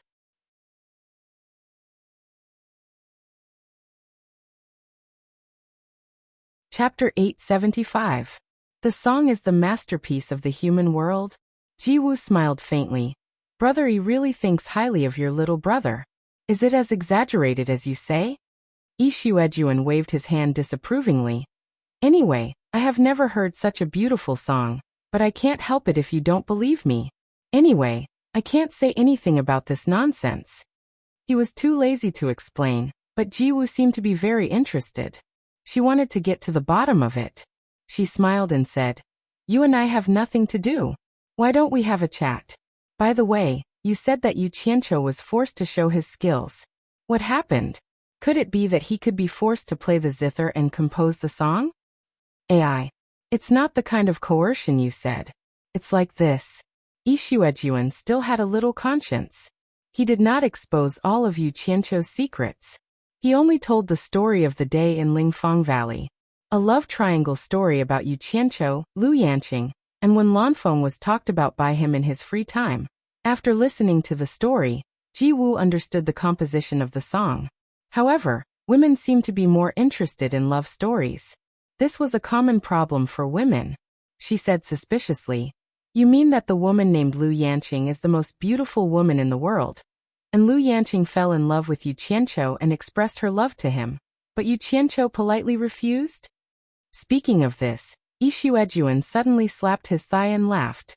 He shook his head and said, "In fact, Lu Yanqing is really beautiful. She is not much inferior to you. In my opinion, she is just not as good as you in temperament." However, such a delicate beauty mustered up the courage to take the initiative to express her love, but she was rejected by that guy in such a straightforward way. Thinking about it, it's amazing. Ji Wu's eyes flickered and said, "Straightforward way? What way?" Yu Xuejuan smirked and said, "That kid said that I'm a rough guy, and I'm more interested in the topic of having sex with women. I don't like the topic of flirting. You should talk to someone who understands."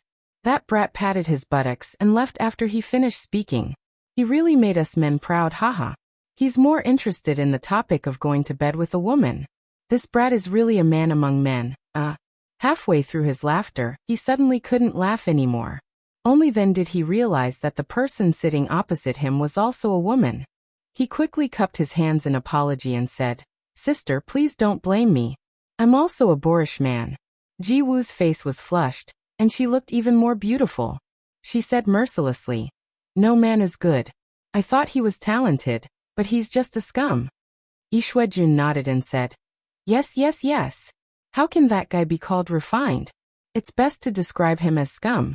I've always disliked this guy. Scum, he's definitely scum. He's not a good person."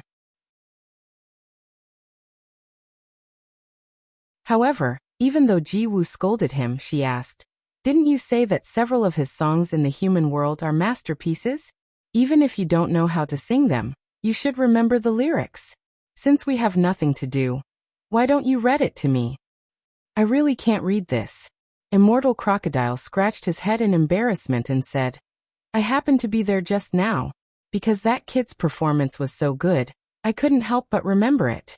The other masterpieces and so on are all from other people. I haven't heard them before, so I don't know if they're good or not." "I see." Ji Wu smiled casually, but there was a hint of disappointment in her bright eyes. Because the World Chamber of Commerce in Fantasy Immortal City was about to open, the preparation work became heavy. However, there were still some clues. Under Sikongju's suggestion, Yu Qianqiu sent Sikongju back and replaced him with his junior, Jing Yuankong. This was because when Yin Baikong was alive, Jing Yuankong was the main person in charge of the World Chamber of Commerce's business, while Sikongju was mostly in charge of external affairs. In terms of business management ability, Sikongju was indeed inferior to Jing Yuankong. After Jing Yuankong arrived, with Yu Qianqiu's full trust, he immediately adjusted the World Chamber of Commerce's operations in an orderly manner and started training the staff. As a result, the conference room on the 21st floor had a few meetings almost every day. Yu Qianqiu also learned like a good student, and the teacher was naturally Jing Yuankong. After a few business talks, everyone felt a little emotional. It was no wonder Yin Baikong could support such a huge World Chamber of Commerce in the human world. He was indeed good at doing business. However, Jing Yuankong told everyone that these were just some superficial things. Doing business was actually a very systematic knowledge. Experience was the foundation. Things that were too complicated were useless just by talking about it. Everyone had to integrate into it and put it into practice.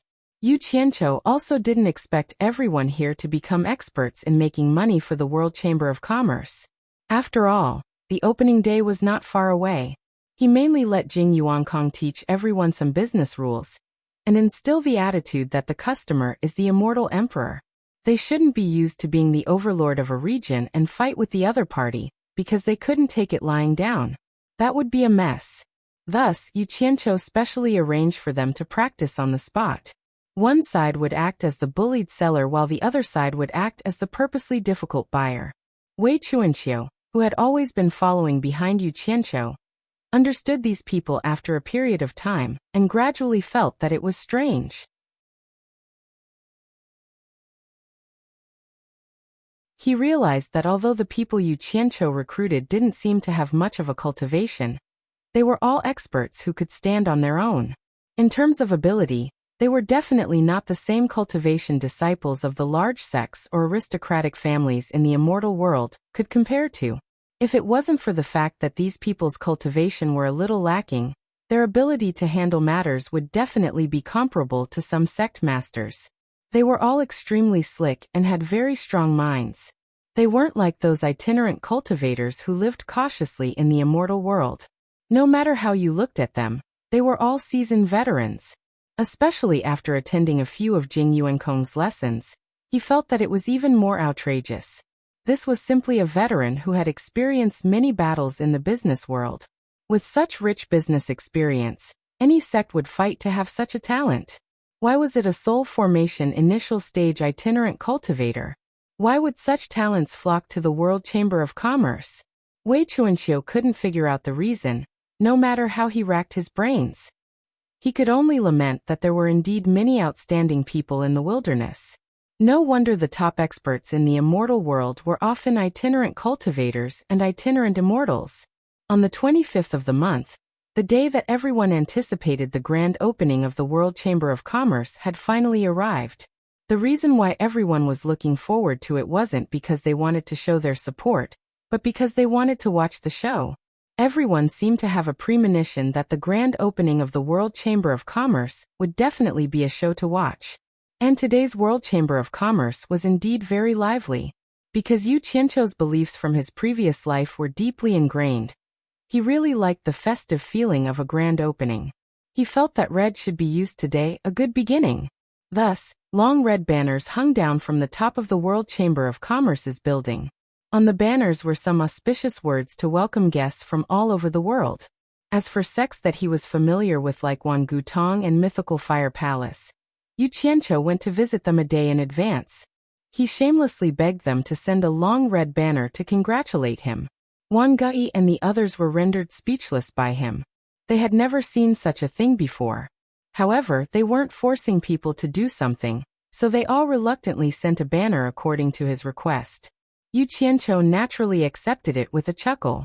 He then ordered people to hang the red banners of these large sects in the most conspicuous places of the building to show off their connections. Everyone in the World Chamber of Commerce was forced by him to wear a big red flower on their chests. He himself took the lead and put on a bright red robe. He stood at the door like a bridegroom, cupped his fists and smiled as he welcomed the guests. On the two sides of the door stood 8 people with big red flowers on their chests. They smiled awkwardly as they welcomed the guests. Even Wei Chuanqiu wasn't exempt. However, Wei Chuanqiu felt that the big red flower on his chest wasn't pleasing to the eye. He might as well put it on his back. The group of people couldn't understand. Was there any meaning in doing such a vulgar thing?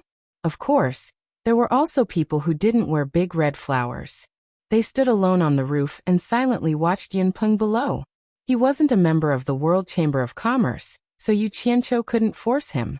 But then again, it did give people a very festive feeling. One look, and you could tell that the World Chamber of Commerce was holding a joyous event.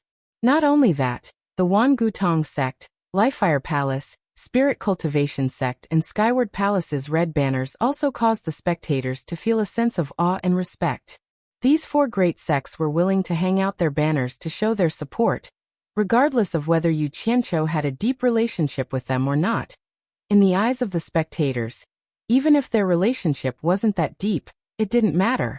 But what most people didn't know was that these 4 banners were obtained by Yu Qianqiu shamelessly. Please, please, please, please come in. Yu Qianqiu's face was a little dark as he squeezed out a smile and invited a guy he didn't know into the building. Even though he had decorated the opening ceremony to be very festive, there didn't seem to be many people coming in to support him. The number of people that went in wasn't even as many as the people he had set out to receive. But what made people's hair stand on end was that the people watching the show were densely packed in the air. Yu Qianqiu, who had been suppressing a belly full of anger, really wanted to use his violet flame flying sword to send out 10,000 swords at the same time, knocking down all the spectators and dragging them in. However, thinking was just thinking about it. So he could only comfort himself that this was just the beginning. The main character should still be behind. Whispers and laughter filled the air. Wei Chuanqiu walked out of the door with a big red flower on his back. He stared coldly at the people in the air who were laughing at him. The deterrence of an expert was still there. Under Wei Chuanqiu's threatening gaze, all of them shut up. After waiting for a while, Yu Qianqiu, who was wearing a festive red robe, also slowly walked out. He coldly looked around. He also felt that something was wrong. The few guests that went in couldn't even compare to him in cultivation, and probably couldn't afford to buy anything. Wang Gai and the other 3 families should have come to support him, but none of them came. This matter was very strange.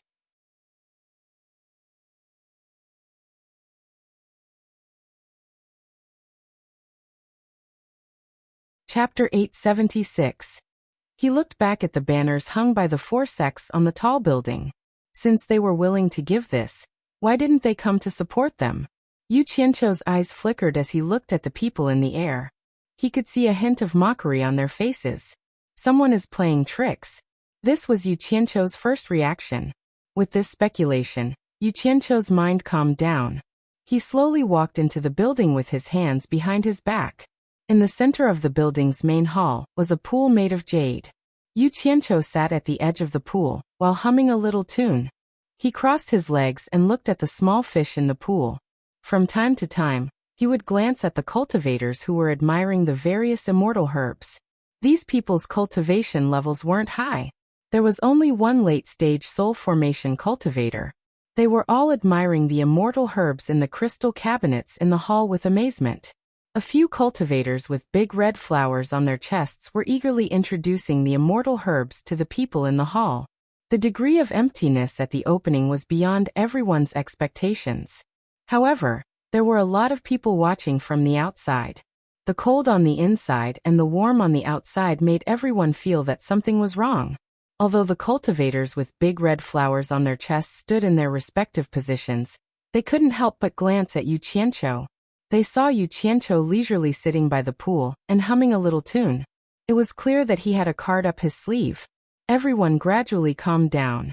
Lu Yanqing, who was guarding behind a large crystal cabinet, looked around and then looked at Yu Qianqiu. There was a faint trace of worry in her eyes. Even she could see that it wasn't easy to survive in the immortal realm. The deity transformation initial stage cultivator, who had led them and had already browsed through all the immortal herbs on the 5th floor. Just as Yu Qianqiu had expected, the cultivator had only come in to look and had no intention of buying them. It seemed like he couldn't afford them, and was walking out of the building, preparing to leave. When he passed by the pool, Yu Qianqiu, who was sitting with his legs crossed, suddenly shouted in an unfriendly tone, "Stop right there." Everyone in the hall stared at him. That person paused and cupped his hands at Yu Qianqiu. "Sect Master Yu, are you talking to me?" Yu Qianqiu stood up indifferently and walked in front of him.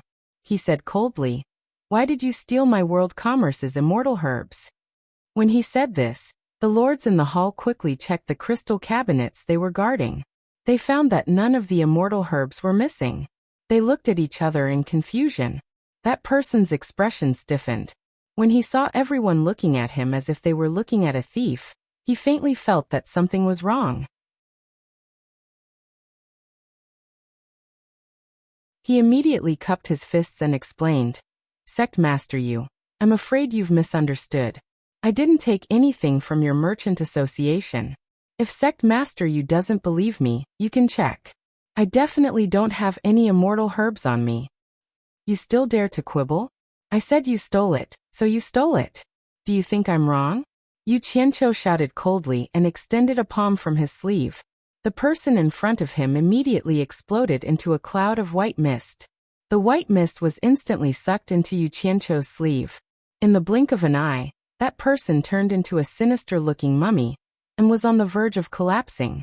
Yu Qianqiu waved his sleeve expressionlessly, and a green flame swept the mummy up to the top of the pool. When the green flame returned to Yu Qianqiu's sleeve, the giant mummy had already turned into drifting ashes and fell into the pool, attracting the fish in the water to kiss the surface of the water. Everyone in the hall looked at each other. They finally saw the terror of the torture envoy again.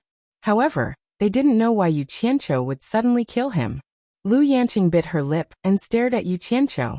There was a hint of anger in her eyes. Yu Qianqiu coldly looked around and suddenly shouted, "Guard all the entrances and exits. Don't let a single one escape. If anyone dares to escape, kill them without mercy." He indifferently stared at the other cultivators who came in to watch. The various lords immediately guessed that Yu Qianqiu must have a reason for doing this. They quickly scattered and guarded the entrances and exits, staring at those people like tigers watching their prey. Those cultivators panicked and subconsciously gathered together, putting their backs against each other in a defensive position.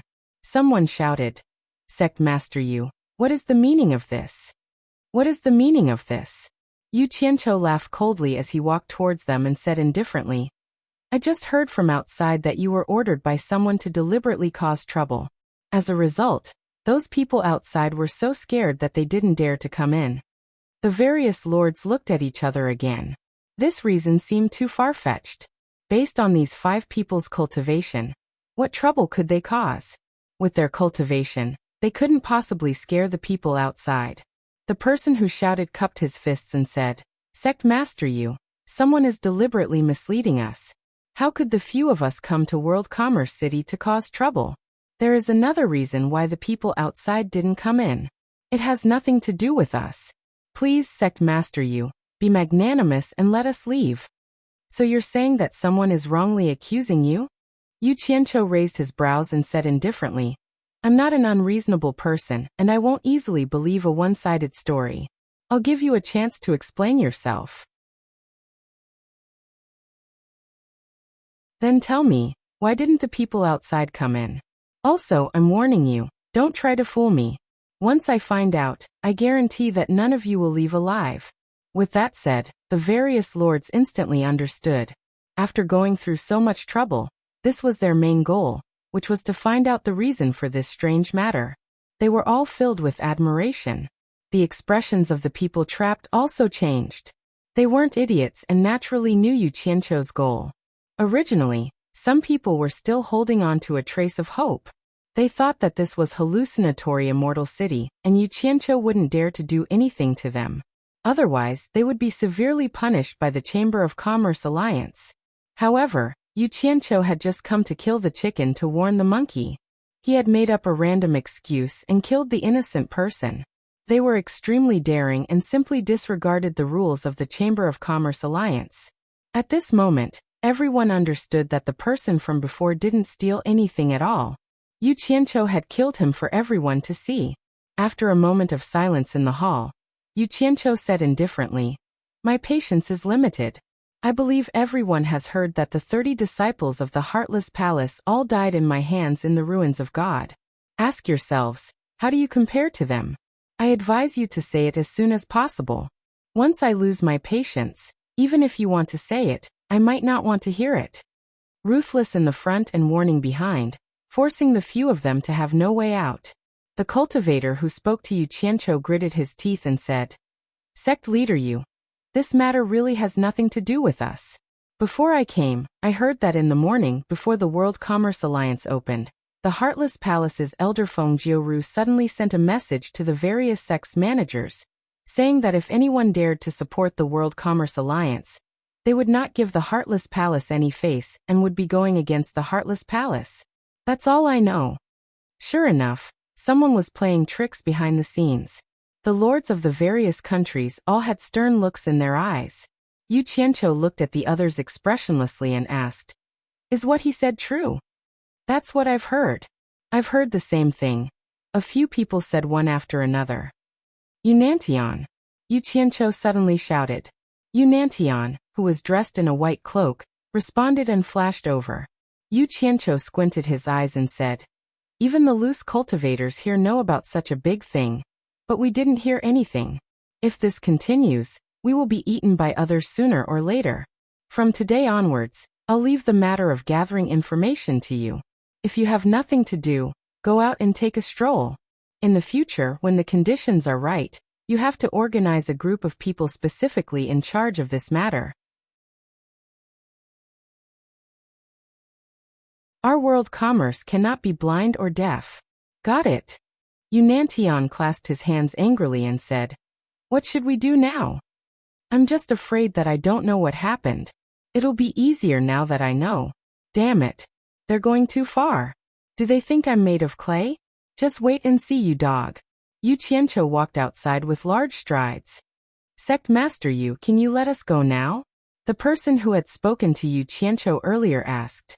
In the end, Yu Qianqiu shouted without even turning his head, "Don't leave a single one alive, kill." With this order, the trapped people immediately cried out in alarm. Someone shouted angrily, "Yu Qianqiu, you despicable person, I'll fight you to the death." However, the lords of the various countries who were already boiling with murderous intent had already attacked first. Dozens of figures surrounded and attacked ruthlessly. In an instant, the hall was filled with the sounds of a fierce fight. With such a sudden commotion inside, the onlookers outside immediately knew that a fight had broken out. Before Yu Qianqiu could walk out of the door, Wei Chuanxiu, who was carrying a big red flower on his back, had already flashed in. Seeing the fight that had quickly ended inside, he said in shock, "What's going on?" Yu Qianqiu ignored him and walked to the area outside the door. He looked around coldly at the onlookers and shouted sternly, "Throw out the corpses for me." As soon as he finished speaking, a few mutilated and dismembered corpses were thrown out from inside. The onlookers floating in the air were instantly shocked. They didn't know what was going on with the World Commerce Association. Previously, when they were recruiting people, there had already been cases of people dying in a fight. Now something like this happened again. Weren't they afraid that the Commerce Association Alliance would punish them severely? "Wei Chuanqiu," Yu Qianqiu shouted again. With a flash of green light, Wei Chuanqiu had already landed beside him. Before the doubt on his face had disappeared, he saw Yu Qianqiu shout angrily at the crowd, "Heartless Palace's elder Feng Jiuru actually dared to openly send people to provoke our World Commerce Association in broad daylight. Smashing and robbing, committing all sorts of crimes. This is simply intolerable. This cannot be tolerated. Our World Commerce Association was forced to protect ourselves and had no choice but to kill. Bat King Wei, quickly go and invite the Commerce Association Alliance to uphold justice." "Ah, how could this be? They're too daring. This heartless palace is too arrogant." The sounds of discussion in the air immediately became chaotic. Most of the people knew that Feng Jiuru had ordered the sects to blackmail them, so they were waiting here to watch the show. They wanted to see the World Commerce Association embarrass themselves.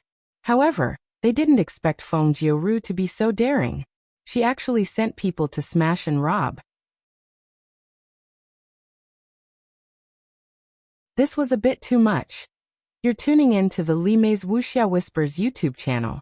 We're so grateful for your support, and don't forget to subscribe to join us on this incredible journey through captivating stories. Your generosity through donations truly makes a world of difference, as it's the primary source of revenue that allows me to expand and enhance this channel for you. Thank you from the bottom of my heart for being a part of this adventure.